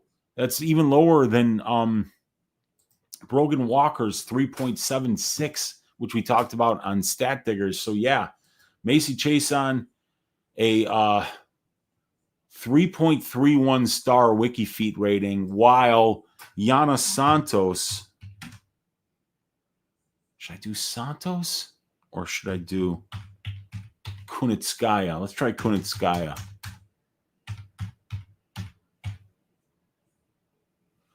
Yana Kunitskaya, see, 4.73 stars. So yeah, WikiFeet scores heavily in favor of the Santos side here, which has me rethinking my Macy Chiasson pick. But, you know, I've already made the pick. I kind of feel like I have to stick with it now. Having Cody Steele as a training partner will help his grappling, but I don't think it will be enough with how well-rounded Santos is. Yeah, I mean, like, Cody Steele couldn't take down Rong Zhu. So I don't give a shit that he's training with Cody Steele, who's too stupid to even try to wrestle consistently against Rong Zhu, and he wound up getting his face boxed in, and I believe finished, right? Wasn't he finished there? Or it was a dominant decision if he wasn't finished. But yeah, I mean, like, I think he's got a lot to prove, you guys. He's got a lot to prove. I really like Zombie Jr. This is a great test for him to show that he can do well against a solid UFC fighter, unlike his previous fight. Well, he's got the physical tools, and, you know, if he's been training with the Korean Zombie, that's a good thing. This might be a silly question, but all 100% of distance strikes are deemed significant. Only strikes that are landed in the clinch and on the mat can be considered non-significant, Nathan. So that is true. Yes, Weezy loves distance striking differentials. These are very useful stats. They're very useful stats. We got well, come on, show us. Show the feed on screen. No, I can't. This is a I mean, I don't think I'm allowed to show WikiFeet content here, but you guys are gonna have to take my word for it that Yana Kunitskaya, who is now known as Yana Santos, has a 4.73 WikiFeet score, while Macy Chiasson has a 3.31. So that is a big differential. And so the WikiFeet differential in this one would be 1.42 WikiFeet stars. So negative 1.42 for Macy Chiasson on the WikiFeet score, positive 1.42 for Yana Santos. Okay. Let's see. We got the next fight is going to be Chris Gutierrez going up against Farid Basharat. Gutierrez plus 350, Farid minus 450, and the fight doesn't go to decision here at plus money, plus 195 for this fight. So I'll get the stats up here for you guys, and we'll talk about some trends. And like I say, you guys, this is a free show that I'm doing. I'm going to be doing balls deep breakdowns this week for free for you guys. I'm going to be doing probability, which is my where we use my betting models. So today we're going to do all the stylistic components of the fight. We're going to get our fight picks, and then tomorrow we're going to take those fight picks that we got here today. We're going to look at our betting models. We're going to find the best plus EV bets of the week. So this is all free content that I'm doing that is normally only for my Odds Shopper subscribers. If you want to be a part of the Odds Shopper community, if you want access to this show, if you want access to probability every single week, if you want access to these stats that you're seeing on the screen, if you want access to the fight write-ups, access to the Discord, access to all my track bets, sign up. 50% off coupon in the description of the video. The link is there. And help yourself download these stats for free this week. Download the fight write-ups for free this week. And please join me on the Odds Shopper and support my work, which I think will help make you a better MMA gambler as well when you have access to all the necessary information to help you make better choices and more informed choices. Anyway, we're talking about Gutierrez versus Basharat. And when we talk about the trends here, Chris Gutierrez is on a 2-fight win streak, but he's 34 years old, so he's going to be 6 years older than Farid Basharat, who just turned 28 a little bit ago.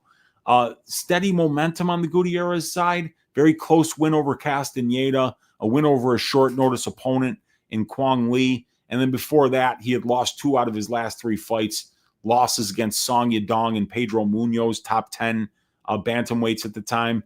And then Alatang Lee was the win. So, this is going to be probably a fight that Chris Gutierrez loses. Farid even though he's on an 11-month layoff, which is a little bit concerning. I don't know if there were some injuries that were causing him to stay away that long. He shouldn't be staying away that long at the age of 28. And Gutierrez has definitely been the more active fighter recently. Basharat's on a 13-fight win streak. He's undefeated as a professional. His momentum is increasing. His career trajectory is positive. This guy's had an average betting line over his 4 UFC fights of minus 402, and he's covering those price tags, and he has a 25% ROI if you've backed him over all 4 UFC fights. And his current line at minus 400 or ish is pretty similar to where he was priced against Damon Blackshear, Clayton Rodriguez, and more expensive than where he was against Lapalus at minus 300. So Chris Gutierrez definitely has the strength of schedule advantage here. And Chris Gutierrez wins fights by keeping them standing. He's got 9 pro wins by knockout, only 1 by submission, and 12 by decision. So he's best known for his nasty leg kicks and his ability to win both minutes and moments at distance striking range. 7 UFC wins by decision for Chris Gutierrez, 3 UFC wins by knockout. And he's got knockout wins over Vince Morales due to leg kicks. He's got a nasty spinning back fist that he knocked out Danab Batgari out in 2022, and a perfectly timed step-in knee to end the illustrious career of Frankie the Answer Edgar back in 2022. And Chris's 7 wins by decision all come as a result of winning the minutes at distance striking range while limiting the offensive grappling success of his opponents. But in several of these fights, Chris loses 1 round due to the grappling success of his opponents, like in the Kwang Lee fight, in the John Castaneda, in the 3rd round of the Castaneda fight, in the Felipe Colares fight. So, and Chris Gutierrez only has 3 losses over at the UFC level over 14 fights. He lost a 50-45 unanimous decision against Song Yadong, where he was out-grappled in 3 of the 5 rounds, while Song landed the heavier shots at distance. He also lost a 30-27 unanimous decision against Pedro Muniz, where he was dropped in the first round and then outstruck in the second and third rounds. And he was submitted in his UFC debut against Hani Barcelos back in 2018. And we also saw Cody Durden earn a draw against Chris by out-grappling him early in the fight. So Chris Gutierrez loses fights when he gets out-grappled and also when he fights more powerful and technical strikers like Song and Muniz. Excuse me, let me get some water. So how does Farid Basharat win fights? Farid is a well-rounded fighter with a 13-win and 0-loss professional record. He's got 1 pro win by knockout, 6 by submission, and 6 by decision. And he's demonstrated the ability to win minutes by making his opponents fight where they are least comfortable. So why would we bet on Chris Gutierrez in this fight? He's got some solid momentum coming into this fight. He's won 7 of his last 9 fights, with the only losses coming against top 15 opponents, Song Yadong and Pedro Muniz. Chris has performed well in the UFC when he's been priced as a pick'em or underdog, going 3 wins and 2 losses with a 36% ROI. Chris has UFC experience and strength of schedule advantages in this matchup. And I see Chris as the fighter more likely to win minutes and moments at distance striking range, but it should be competitive. But Farid Basharat is 6 years younger, and he has a 4-inch reach advantage over Gutierrez. And I rate Farid as the better minute and moment winner in the grappling exchanges of this fight. And Farid is a very good wrestler who spends almost 50% of his UFC octagon time in control time positions. So I think Farid has a clear path to victory if this fight goes to the wrestling early and often. Farid has excellent fight IQ and a very well-rounded skill set, while Gutierrez has typically needed to rely on just his striking to win minutes and moments. So I think Farid has more paths to victory. And Farid is undefeated as a professional at 13 wins and 0 losses, and he's gotten off to an impressive 4-0 start in the UFC. So he's a young, well-rounded fighter who's on a 13-fight win streak. He's got a ton of momentum and a positive career trajectory coming into this fight. So Farid Basharat is getting a much-deserved step up in competition after getting off to an impressive 4-0 start in the UFC. Chris Gutierrez is a high-level kickboxer who wins minutes and moments at distance striking range due to his high-level kickboxing, and he will have a sizable UFC experience and strength of schedule advantage over Basharat in this fight. Chris Gutierrez is technical and defensively responsible at distance striking range, and his leg kicks are nasty. However, Chris has never been someone who has been known for his grappling game, and Farid Basharat is going to have a clear path to victory if he can make Chris uncomfortable with forward pressure and consistent takedown attempts. Farid is 6 years younger than Chris. He has a 4-inch reach advantage. I rate him as the better minute and moment winner in the grappling exchanges of this fight, and Farid has the necessary fight IQ to take advantage of the hole in Gutierrez's grappling game. Farid Basharat has got a lot more momentum and the much better career trajectory coming into this fight. So Chris has been a durable guy who has fought the better brand of competition, so I think Farid is more likely to win minutes than moments here. So I'll pick Farid Basharat to win this fight by a grappling-based decision. A fight goes to decision at -250 is a potential parlay piece this week, and Basharat by submission at +500 is the most underpriced prop to play that makes stylistic sense according to my model. So the pick is going to be Farid Basharat to win by decision. And I like the fight goes to decision at -250 as a potential parlay piece this week. 9 of 13 Gutierrez fights have seen the scorecards, and 3 of 4 Basharat fights. So over 70% of their combined 17 UFC fights have seen the scorecards. I do worry a little bit about a Basharat sub if he is able to get to a dominant position, potentially a ground and pound finish. But, you know, Farid hasn't finished anybody at this level not named Clayton Rodriguez, so I'm not sure if he's going to find the finish. But I do think that the decision is a lot more probable.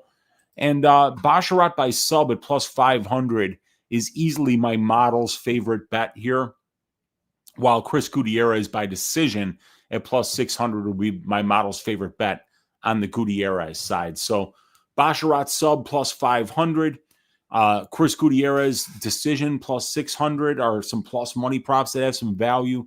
The Basharat by decision prop sitting around minus 185. Definitely overpriced according to my model, but I do tend to think that that is most of Farid's win condition here. Let's see what you guys are saying in the chat for this fight. But we've got Basharat by decision as the pick here. What's Corey's feet at? We'll check that out when he's fighting, when we break that fight down. Corey going to have better feet than Macy. I bet money on it. He probably does. He probably does. And I've seen his butthole, so his feet have to be fire too, says my guy Rid Chimp. Always good to know. I'll get that inside information there. So, all right, you guys, let's move on to the next fight, which is going to be Edmen Shahbazyan versus Andre Muniz. We got Shahbazyan, a minus 310 favorite here. Muniz, plus 260, and the fight doesn't go to decision here, sitting at minus 400 for this fight. So, let me get to my fight right up. So, when we talk about the trends, 2-win streak here for Edmen Shahbazyan, 3-month layoff. I got Shahbazyan at only 27 years old, is having some increasing momentum and increasing career trajectory. He's faced an above average level of competition while he's been here, and it looks like he's starting to put things together a little bit. As a favorite at the UFC level, Edmen Shahbazyan is 7 wins and 2 losses with a minus 260 average betting line and a 13% ROI.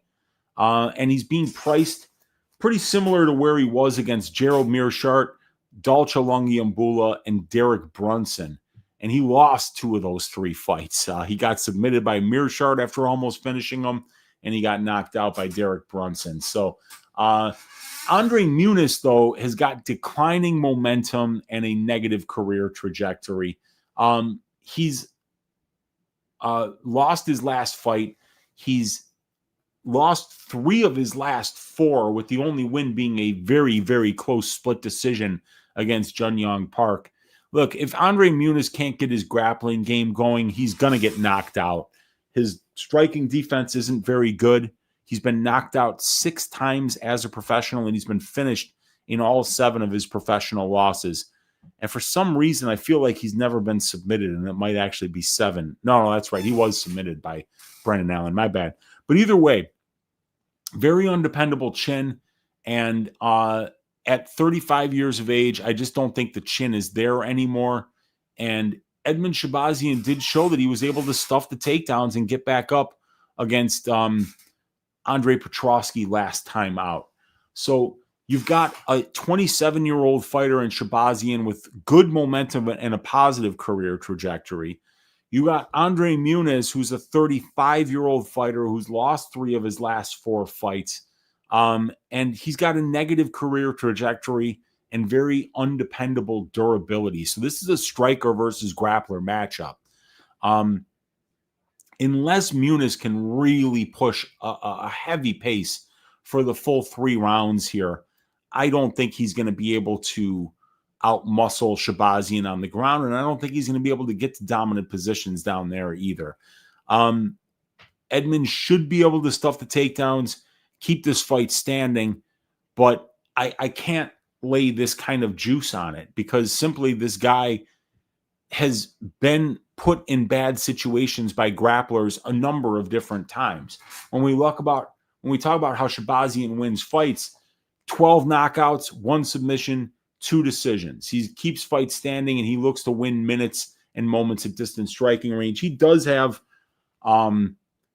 he showed in the Darren Stewart and Jack Marshman fights a little bit of grappling, but other than that, he's got knockout wins over Charles Byrd, Brad Tavares, Dalcha Lungiambula, AJ Dobson, Dylan Budker, and a win over Andre Petroski by unanimous decision last time out. And the fact that he wasn't able to knock out Petroski is very troubling. But he did knock out Dylan Budka. he did knock out AJ Dobson. He's got good finishing instincts when he lands big shots. And, Andre Muniz doesn't have particularly great distance striking defense. So I think Shahbazyan's going to knock this dude out. I think he's going to knock him out probably in the first or second round. And that is going to be my pick for this fight. But Edmen Shahbazyan has 5 UFC losses, you guys. And all 5 of them have been as a result of him getting out-grappled. He was taken down 4 times and finished with ground and pound by Derek Brunson. He was taken down 3 times, controlled for over 7 minutes, and 10-8'd in the 3rd round by Jack Hermanson on his way to a 29-27 unanimous decision loss. He was finished with ground and pound from the crucifix position by Imavov. He was drowned by Fluffy Hernandez. And he was submitted by Gerald Mearshart in the 2nd round after gassing trying to finish Gerald. So Andre Muniz wins fights how Edmen Shahbazyan loses fights. So even though I think that Shahbazyan gets a first-round knockout, Muniz by submission at plus 500 or better, that's his path to victory in this fight. And he could potentially win a decision like he did in the Jun Young Park fight by just spamming takedowns, forcing Shahbazyan to grapple, and not really allowing him to get his distance striking game off. But, I don't think Andre Muniz is really going to turn into a grinder at this point in his career. And in some of his fights, we've seen him actually be too lazy to go to the grappling in fights where he should have been going to his grappling. So, I think it's Shahbazyan. Shahbazyan KO is priced way up at minus 175. I'd probably rather play the inside the distance at minus 200 just because Muniz might get really tired and he might club and sub him to prove a point. But Edmen Shahbazyan, I'm going to go with a first round KO here. But like I said, I think you can outlay some really good reasons to bet on Muniz here. And all you got to do is hope that he's been taking it seriously and he comes in with a good game plan, because if he's done both of those things, he's actually got a chance to win this fight. But I think that more times than not, Andre Muniz gets knocked out here in early. And I think Shahbazyan has the power to do that. So I think that's what he's going to do. And speaking of knockouts, you guys, Ateba Gautier versus Tre'ston Vines. Poor Tre'ston Vines. He looks very high in that picture.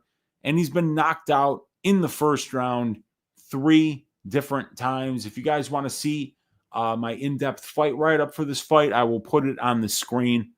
The summary is Ateba Gautier by murder over this nobody. The pick is Ateba Gautier by first-round knockout. And the best bets are none, because this isn't a real fight. This is a prison rape. So we are going with Ateba Gautier to win by KO in round number 1 over poor Tre'ston Vines, who has to be one of the most desperate men walking the face of the planet right now, because this was his only path to getting to the UFC, and that would be taking a fight that literally nobody else would be crazy enough to take. And if I'm Gautier, some of the people who would step up to take that fight that actually are good fighters, I'm not signing to fight them, because I want a full camp if I'm fighting a real fighter. So he got a non-real fighter, and he's going to treat him that way. And I'm looking for a Gautier KO in round number 1.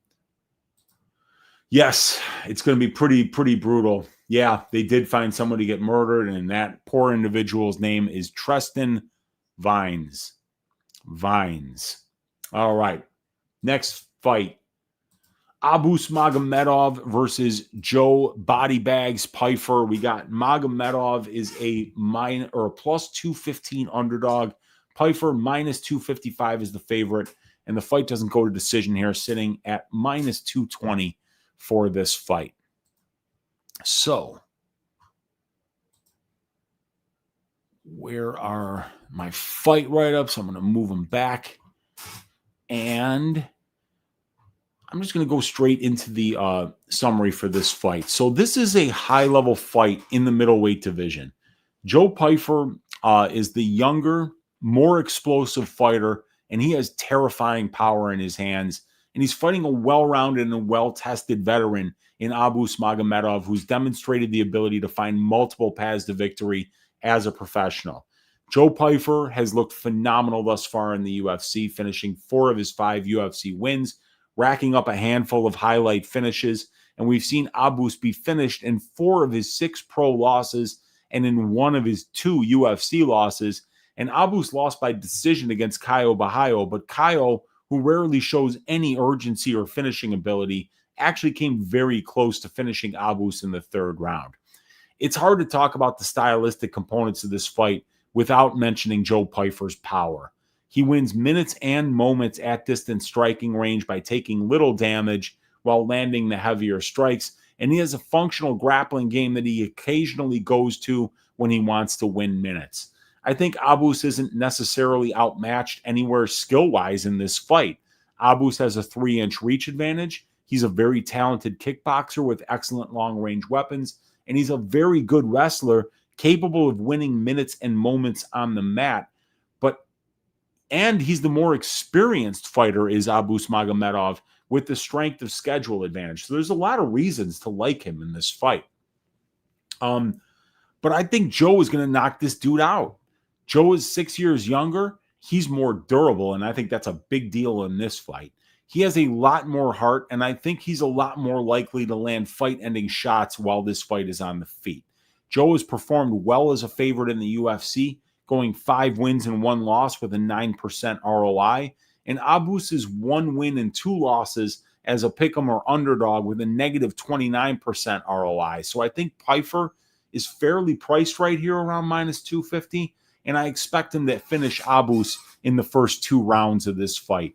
The under 1.5 rounds at plus 135, that has my attention, as does Joe Pyfer to win by knockout at plus 150. My pick for this fight is going to be Joe Bodybags Pyfer to win this fight by KO in round number 2. And my favorite bets are the under 1.5 rounds here, which my model is showing has a pretty good amount of value here at plus 135. 4 of 5 Pyfer fights that have been scheduled for 3 rounds have finished under 1.5. And the only one that didn't was against the most durable guy in the history of the middleweight division, him or Vettori. It's either Gastelum or Vettori, but it should be 5 out of 5 fights that have finished inside the distance. If that's anybody but Gastelum or Vettori, they're getting knocked out too. So I think it's Pyfer under 1.5, Pyfer KO, Pyfer inside the distance, under 1.5 rounds, plus 135. Like I say, if you look at this fight on paper, there's a lot of reasons to back Abus Magomedov. You know, I always, like I said, these fight write-ups, which are available for free, they're linked in the description of this video. They have all the information in terms of how each fighter wins fights, how fighters lose fights. And if you look at, you know, Abus, he's got 14 KOs. He's got 7 submissions. He's got 7 decisions. He can win minutes and moments at distance striking range. He's a very good wrestler. He's got top control and ground and pound that he can win minutes with. And, you know, he's also won minutes with his power and his submission games. So, you know, this guy is a very good, very well-rounded fighter. He's more experienced. He's more tested. He's probably the better offensive and defensive wrestler in this matchup. But I think Pyfer's got more durability. I think he can push a pace for a lot longer than Abus can. And I think that he's just a lot more durable and has a lot more heart. And I think he hits a little bit harder. And because of all those things, I think Pyfer's going to knock this dude out. That's the way I'm seeing this one. But if you want a little more information, a little bit more of an in-depth breakdown, just download these fight write-ups, which are linked in the description of the video. They're all for free this week. And check it out. But we are how far into the show right now? An hour and 43 minutes, and we still got 4 more fights to go, you guys. So I see about 325 of you hanging out live here. Do me a favor, hit that thumbs up button. Hit that subscribe button on YouTube if you haven't already. Leave me a comment down below. But what I'd really like you guys to do is cheat off of me this week. Download those fight write-ups in the description of the video. Download those spreadsheets in the description of the video that have all my betting models, all of the stats, everything, and use them this week. And then please consider joining my probability stats and content package on Odds Shopper. 50% off your first month. It's only going to cost you $12.50. Not only does that support me and allow me to continue providing these stats for the UFC betting market and providing this subscriber-only content, but it also is going to give you access to a ton of information, which you're not really going to be able to get anywhere else out there. So support my work and support your gambling habit by helping yourself make even better decisions in the long term and become a part of that community. I'm really hoping that by the end of the show, after 320 of you are hanging out live right now, that at least one person steps up and fucking supports their Uncle Weezy and clicks that link, man. I really hope that. We will see if that's how it goes. Let me see my expert tools here. Let's see if anybody has signed up.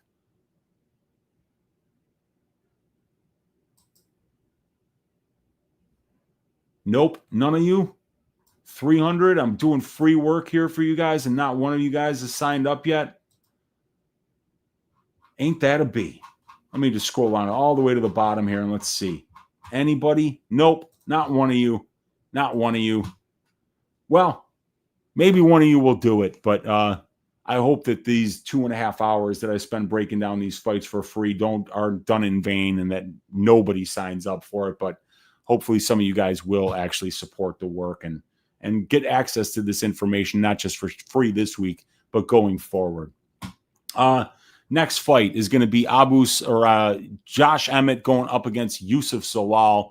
We got Emmett plus 400. We got Zalal minus 550. And we got the fight doesn't go to decision here, sitting at plus 185 for this fight. So, now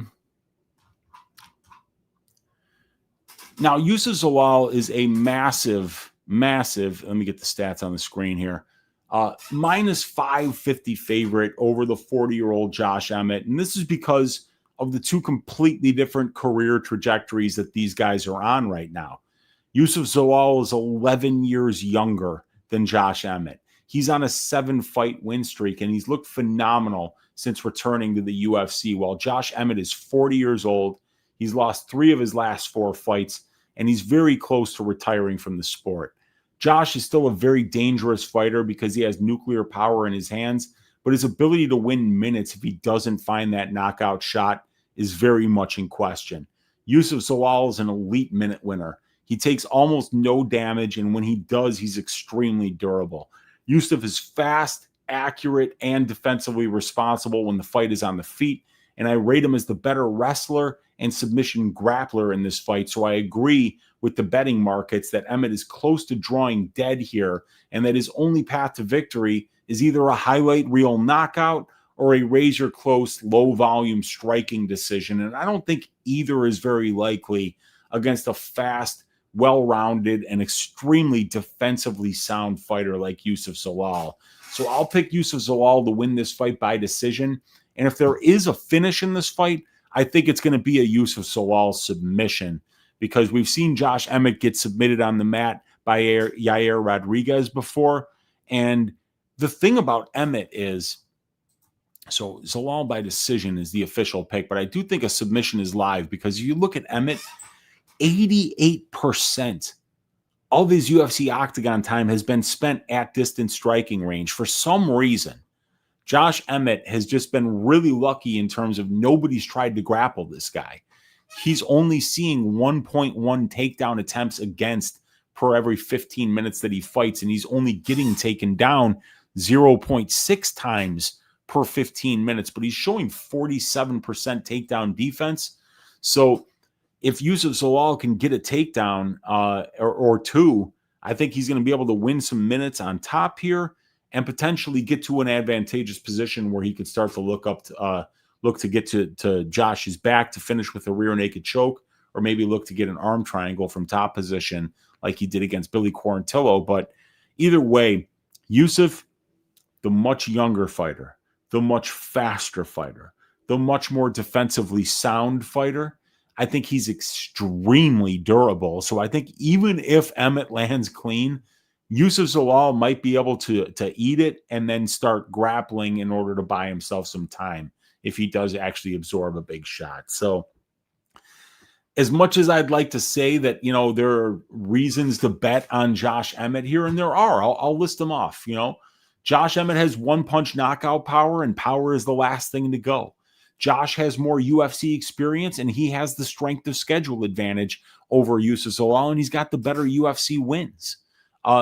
Josh has a UFC record of 7 wins and 4 losses when he's priced as an underdog with a return on investment of 76%. So Josh Emmett has been very profitable to back when the market underestimates him. And this is the cheapest price we've ever seen Josh Emmett at over 15 UFC fights. Josh Emmett is cheaper this week than where he was priced against Ilya Topuria, LaRon Murphy. So there could be some value on the Josh Emmett money line this week. There are a lot of reasons that just a gambler who's looking for an edge could find those edges and come up with reasons to bet on the Josh Emmett side. But how is this fight going to actually play out in the cage? I think that the more well-rounded fighter with more paths to victory to win minutes and moments is Yusuf Zalal here. The 11-and-a-half-year younger fighter, the fighter with a lot more momentum, the fighter with the much more upwards career trajectory compared to the downwards career trajectory of the 40-year-old Josh Emmett, who's lost 3 of his last 4 fights. And Yusuf Zalal is a dominant fighter. And my definition of dominant fighters are fighters who take very little damage. Because when you're not able to take down fighters and you're not able to land damage on them, it's very hard to win minutes and moments against them. And if you can't win minutes and moments against a fighter, you can't really beat them.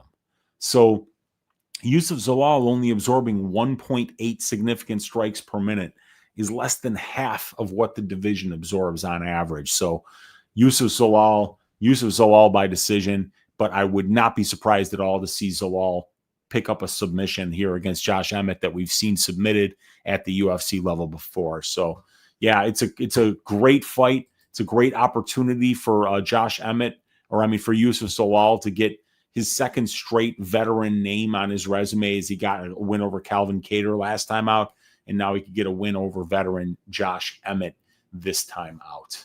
All right, let's see what you guys. Yes, I did see that Pyfer wants to change his nickname to Body Cam Off. That is hilarious.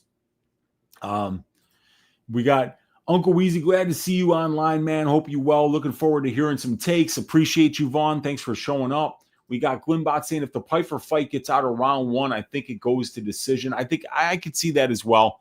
Man. Let's see. Yeah, dude, my guy Muhammad is saying sign up, freeloaders, do it.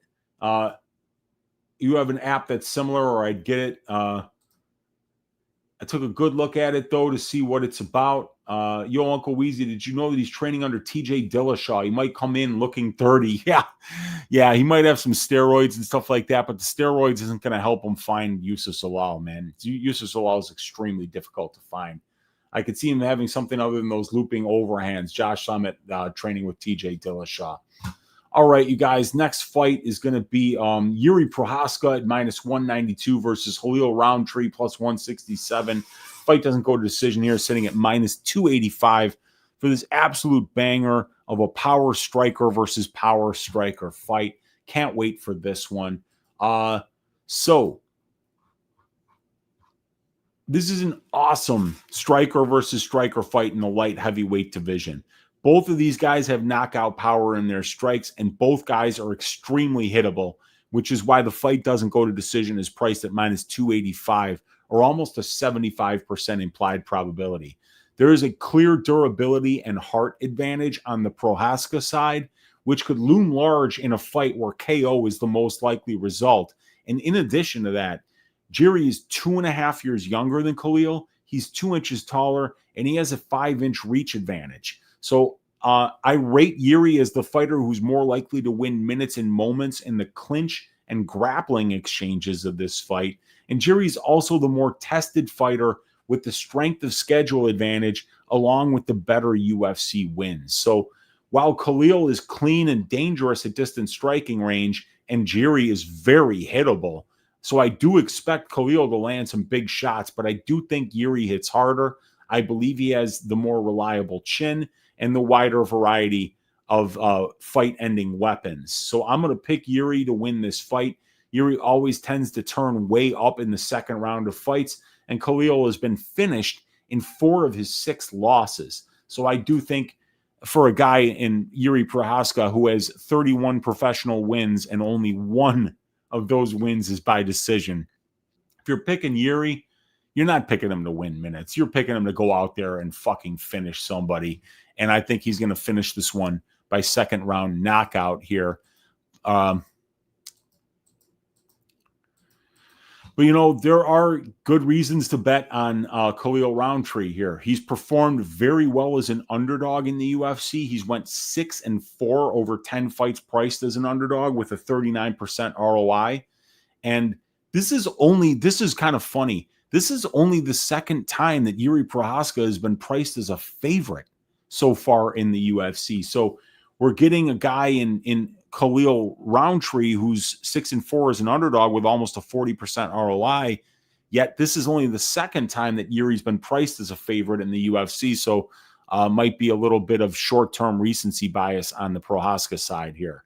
And, you know, if you're going to bet on Roundtree, you also know that Jiri's not concerned with defense and that Khalil has a ton of power. So if Jiri's chin has finally been cracked, it's possible that Khalil could find a KO. And I think that these guys are fairly well matched in the distance striking exchanges. And that should be where the majority of this fight takes place. So getting Roundtree at a like 40% implied probability around plus 150, that isn't a bad look. But, you know, I think that Jiri's combination, which is very rare, of that relentless forward pressure, of the unorthodox strikes, the hands down, the strikes coming from odd angles, the next level power and durability. They've been successful against everyone so far at the UFC level, not named Alex Pereira. Jiri's the younger fighter, the taller fighter. He's got the 4-inch reach advantage. He's the better grappler in this fight. He's got the strength of schedule advantage over Roundtree, and that durability advantage that Jiri Prochazka has over Roundtree, I think, is going to loom very large in this fight. So, yeah, Jiri by second round KO is the pick for this one. Yes. Go Roundtree, you beautiful, violent, malicious sensei, you. And King Lilt in the room saying that Jiri is getting slept. And it could happen. He's very bad defensively, and Khalil hits very, very hard. But I think Jiri is going to be the one sleeping Khalil. We will see how it plays out on fight night.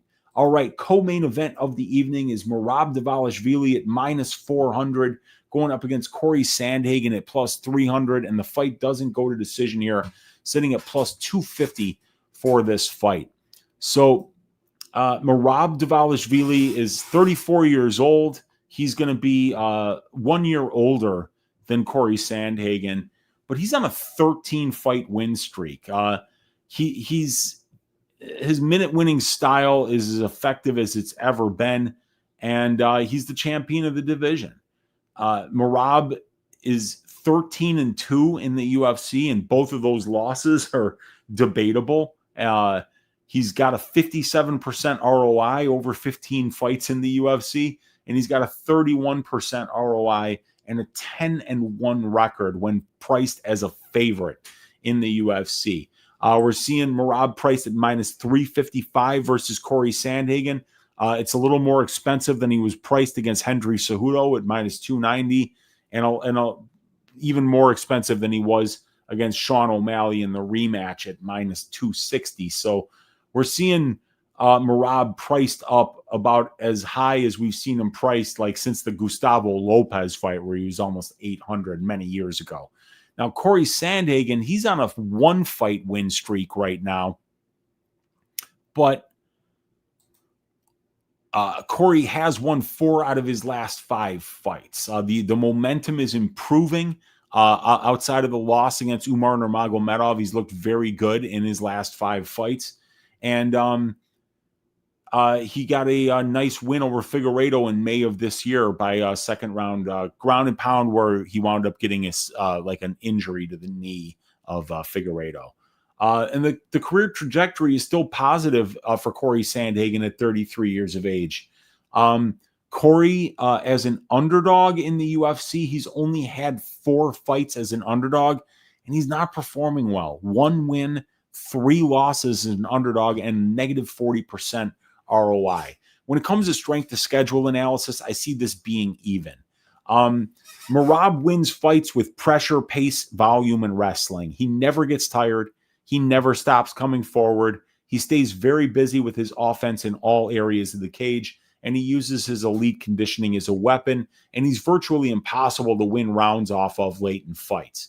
But Corey is a well-rounded fighter with 8 pro wins by knockout, 3 by submission, and 7 by decision.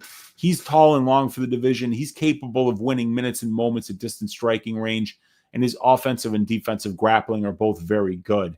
Why would we bet on Merab Dvalishvili at like minus 400? Well, he's an elite fighter with a very difficult style to deal with, and we like backing elite fighters. They usually have really high ROIs, and Merab Dvalishvili is no different. Merab is 10-1 in the UFC when priced as a favorite with an ROI of 31%. He brings a ton of momentum into this fight with a very impressive 13-fight win streak. I think Merab is going to dominate the clinch exchanges of this fight. Merab has outlanded his UFC opponents in significant clinch strikes 157-96, while Corey has been outlanded in the clinch in the bantamweight division 49-34. I rate Merab as the better offensive and defensive wrestler who should have the minute-winning advantage in the grappling exchanges of this fight. Merab has elite conditioning and durability, which means you have to try to win minutes against Merab, and Merab is an elite minute winner, so he's going to be extremely difficult to beat.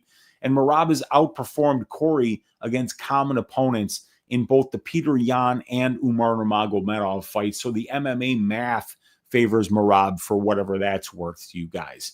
But Corey Sandhagen is the taller and longer fighter in this matchup. He's 5 inches taller, and he's got a 2-inch reach advantage. I rate Corey as the better minute and moment winner at distance striking range in this fight. Corey's done an excellent job of limiting his opponent's ability to convincingly win minutes against him on the mat because of his scrambling ability and dependable conditioning. And this is the cheapest price we've ever seen Corey priced at in this, his 16th UFC fight. And I don't think Merab will look minus 350 in any area of this fight. So I do believe that the value side, if we're talking pure betting, here is Corey Sandhagen. So I can't wait to see if Merab can extend his unprecedented 13-fight UFC win streak and defend his bantamweight championship of the world for the 3rd consecutive time. Merab is an elite fighter who uses his cardio and pace as weapons. He stays in your face. He throws a ton of output. He constantly makes you defend takedowns, and he refuses to get tired or fuck off for the duration of the fight, which makes his style extremely difficult to deal with. Merab is 10 wins and 1 loss in the UFC when priced as a favorite with an ROI of 31%, and he brings a ton of momentum into this fight with a very impressive 13-fight win streak. I see Merab winning the clinch exchanges of this fight, and I rate him as the better offensive and defensive wrestler, so I see him controlling the pace and location of this fight. But Corey is going to be one of his toughest tests to date. Corey has a 5-inch height and a 2-inch reach advantage over Merab, and I rate him as the fighter who is more likely to win the minutes and moments at distance striking range. So I think Corey can absolutely outperform his price tag if he can use his footwork and lateral movement to deal with Merab's pressure and use his height and reach advantages to control the distance striking exchanges of this fight.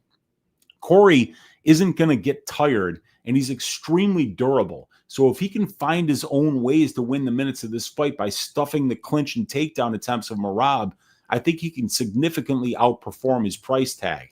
The pick is going to be Merab by decision. I think Corey is the money line side because of his conditioning and scrambling ability that should allow him to keep this fight close. But at the end of the day, I see Merab winning the minutes, banking the rounds, and winning this fight by decision. The overs feel like safe parlay pieces this week.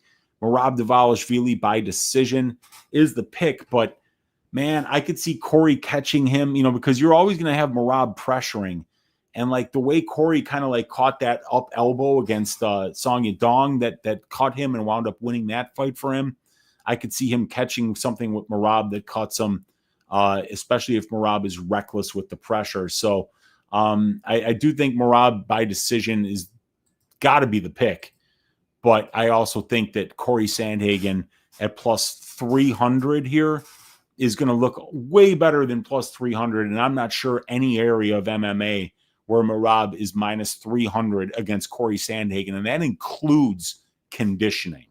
Corey's conditioning has always been on point. He never gets tired. So I don't necessarily know that Merab should be this big of a favorite, but he is the definition of an elite fighter. And you fade elite fighters at your own risk. So Dvalishvili by decision is the pick, but Corey Sandhagen's money line at plus 300 is a good look. And the fight goes to decision at minus 325. Could be a potential parlay piece this week, in my opinion. All right. See what you guys are saying in the chat before we go to the main event of the evening. My guy Vinny is saying, thank you for doing this, Weezy. I appreciate that.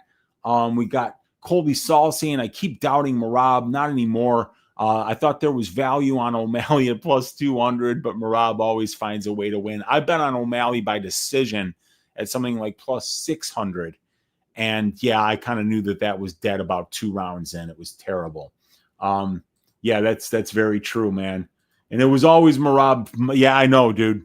That's kind of like how I feel about it too. Like we'll watch the fight. Corey will be a value loser, and we'll just be like, yep, Merab minus 200 was free money. So we'll see how it goes, man. But it's going to be a very interesting fight. All right, main event of the evening: Magomed Ankalaev versus Alex Pereira, the rematch.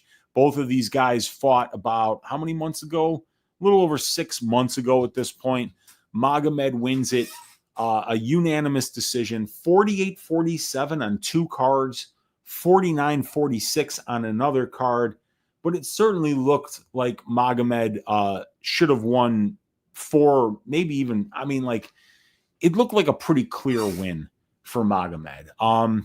But let's get to the fight write-ups here. Oh, I didn't get the, sorry, got to get the line up there for you guys. We got Ankalaev, a pretty prohibitive favorite here at minus 262, Pereira plus 222. Fight doesn't go to decision here, sitting at minus 140 for this fight. So, we got strong momentum on the Magomed Ankalaev side. This guy is 21-1-1 as a professional. His only loss was literally a fight that he won 14 minutes and 55 seconds of. Then he got put in a triangle with 5 seconds left in the fight and tapped with 1 second left in the 3rd round. He should be 22-0 with a draw against Blachowicz, and I even thought that he won the Blachowicz fight. So Magomed Ankalaev has been about as close to flawless as you can be over a 24-fight MMA career. He's on a 3-fight win streak. He's on a 6-month layoff with strong momentum and a steady career trajectory, because it's hard to have a positive career trajectory when you're already the champion. Magomed Ankalaev has been priced as a favorite in 14 UFC fights. Over those 14 fights, he's 11-1-1 with a no contest, an average betting line of minus 362 and an ROI of 17%. So he's been very good. And he's priced at minus 260, which is like a similar price, a little bit less expensive than where he was against Jan Blachowicz at minus 335 and Alexander Rakic at minus 280. So he's being fairly priced here, in my opinion, even though he was only about plus 100 last time out against Alex. But Magomed won that fight, and they're at 2 completely different career trajectories at this point as well. So with Alex Pereira, he's coming off of that loss that snapped a pretty long winning streak before that.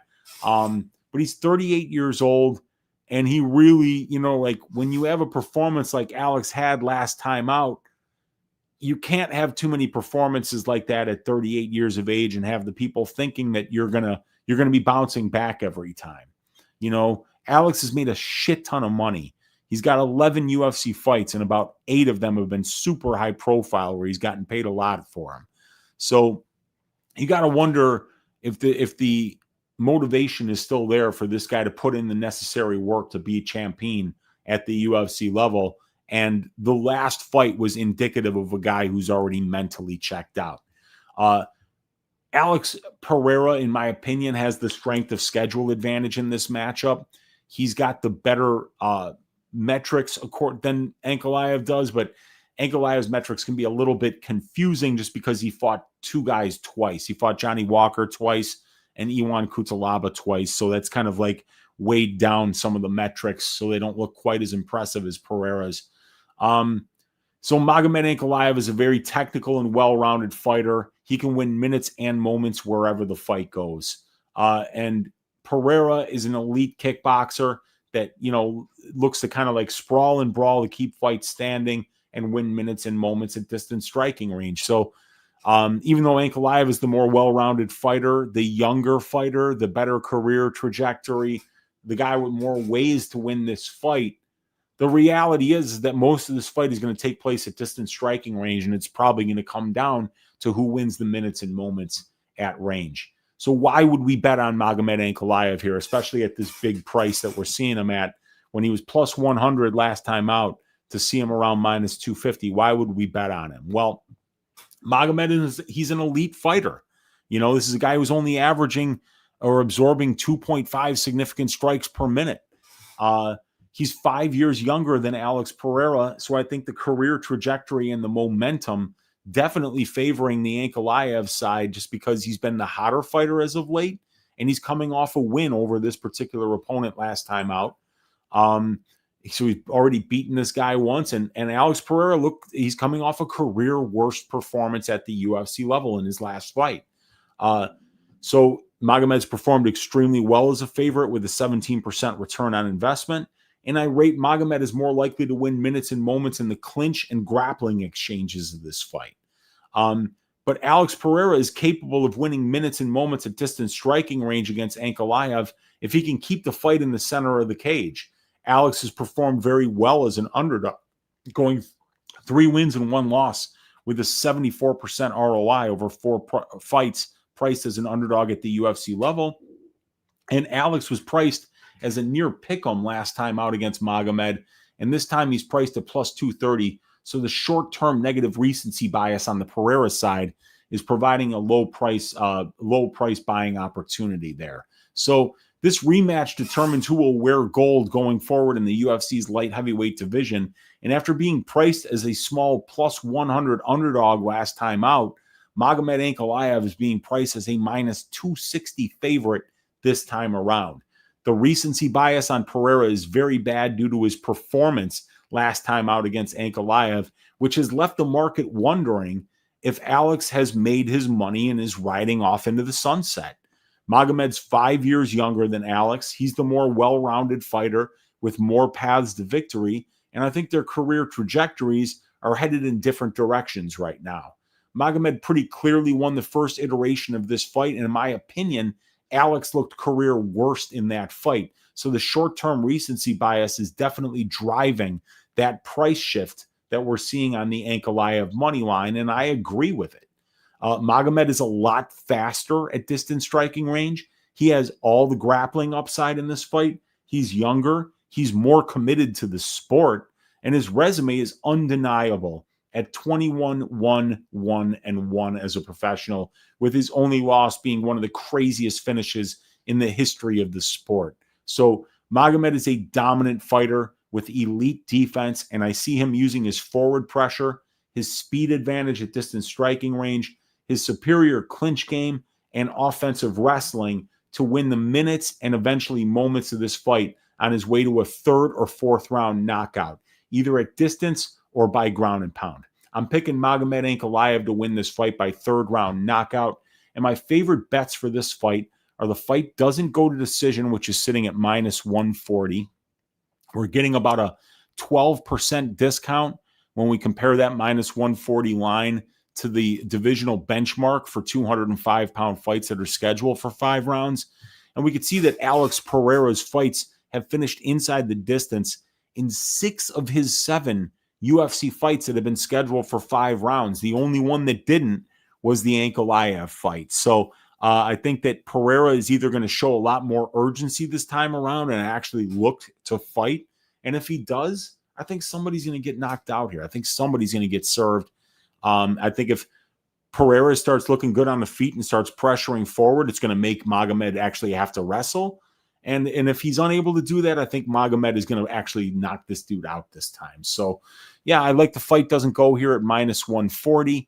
I like the Ankalaev inside the distance prop at +210 this time around, which is a pretty good price. And then the Pereira KO, which is sitting around +295 on Bet Rivers Sportsbook. My model likes that is all 5 of Pereira's wins in 5-round fights at the UFC level have come by KO. And if this guy starts finding your leg and starts putting you on shaky legs, he's going to have the finishing instincts to get you out of there. So, yeah, fight doesn't go to decision, my favorite bet, but we're going with Ankalaev and Ankalaev inside the distance in this fight. So there we did it, you guys. This is the free version of a show that is normally pay-per-view only. Normally only my Odds Shopper subscribers get to see Balls Deep breakdowns and get this high-level analysis that they pay for. I'm putting it out there for free on YouTube this week for the hopes that some of you guys get to watch this extra content and see how much work I put in every week into my product, into my content, into my analysis, and that you'll sign up on the Odds Shopper probability stats and content package. The link is in the description of this video. 50% off your first month's membership. I'd love to see some people sign up for that and reward me for putting out this free work for you guys this week here on YouTube so that we can all stack cashed tickets like flapjacks for UFC 320 together. We've got 2 more orders of business here, and I'm going to hang on just a second.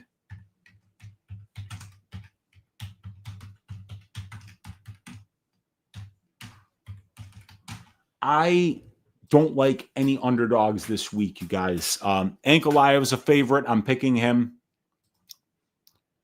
Dvalishvili is a favorite. I'm picking him.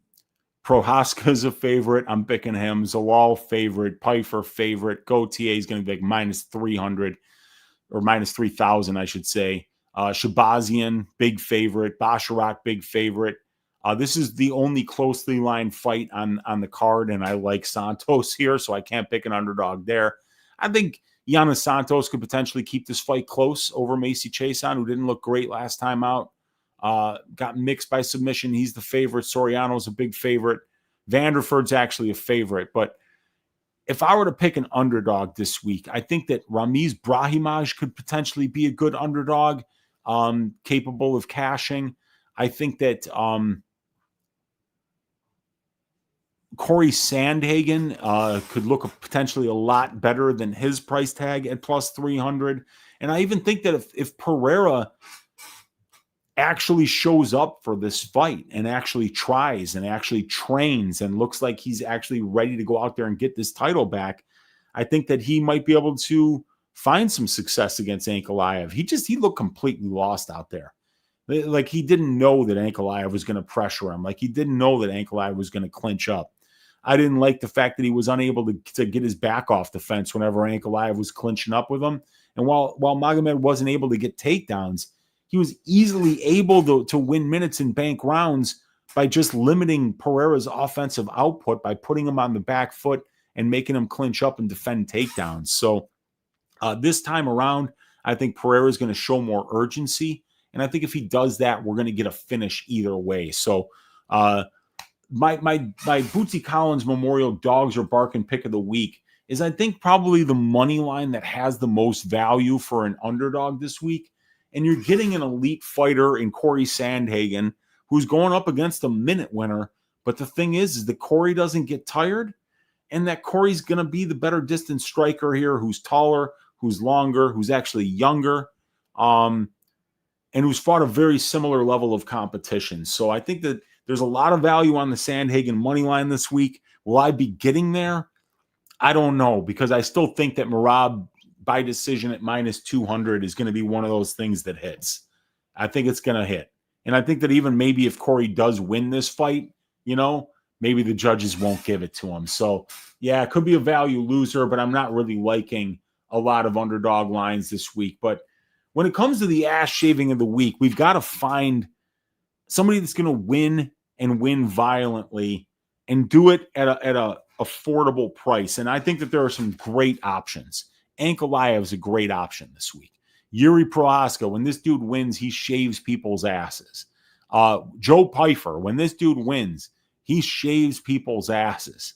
Gautier, obviously, I mean, you don't need me to tell you that. Shahbazyan, if he wins this fight, like I think he's going to win this fight, I think it's going to be very violent. And then there's not much here at the bottom half of the card. I mean, Puna, if he was still minus 215, I think I'd have him as a potential ass shaving of the week.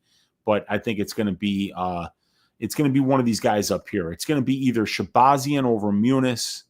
It's going to be Pyfer over Abus Magomedov. It's going to be Prohaska over Roundtree, or it's going to be Ankalaev over Alex Pereira. Let's see what you guys are saying in the chat. Yeah, it was always Merab 49-46. Ankalaev has his number. He's tough to beat. The guy's an elite fighter. Rematches usually don't go the same way. I see Ankalaev finishing this way. I agree with you. Let's go, Ank, says Vinny. We got my guy Paul saying big Ank. He got him too. And we got Good Read says my guy Scathe in the room there. What's up, Scathe? And then we've got Fight Talk Only. My guy saying, oi! Shout out to Bootsy. Appreciate you, Fight Talk Only. All right, you guys.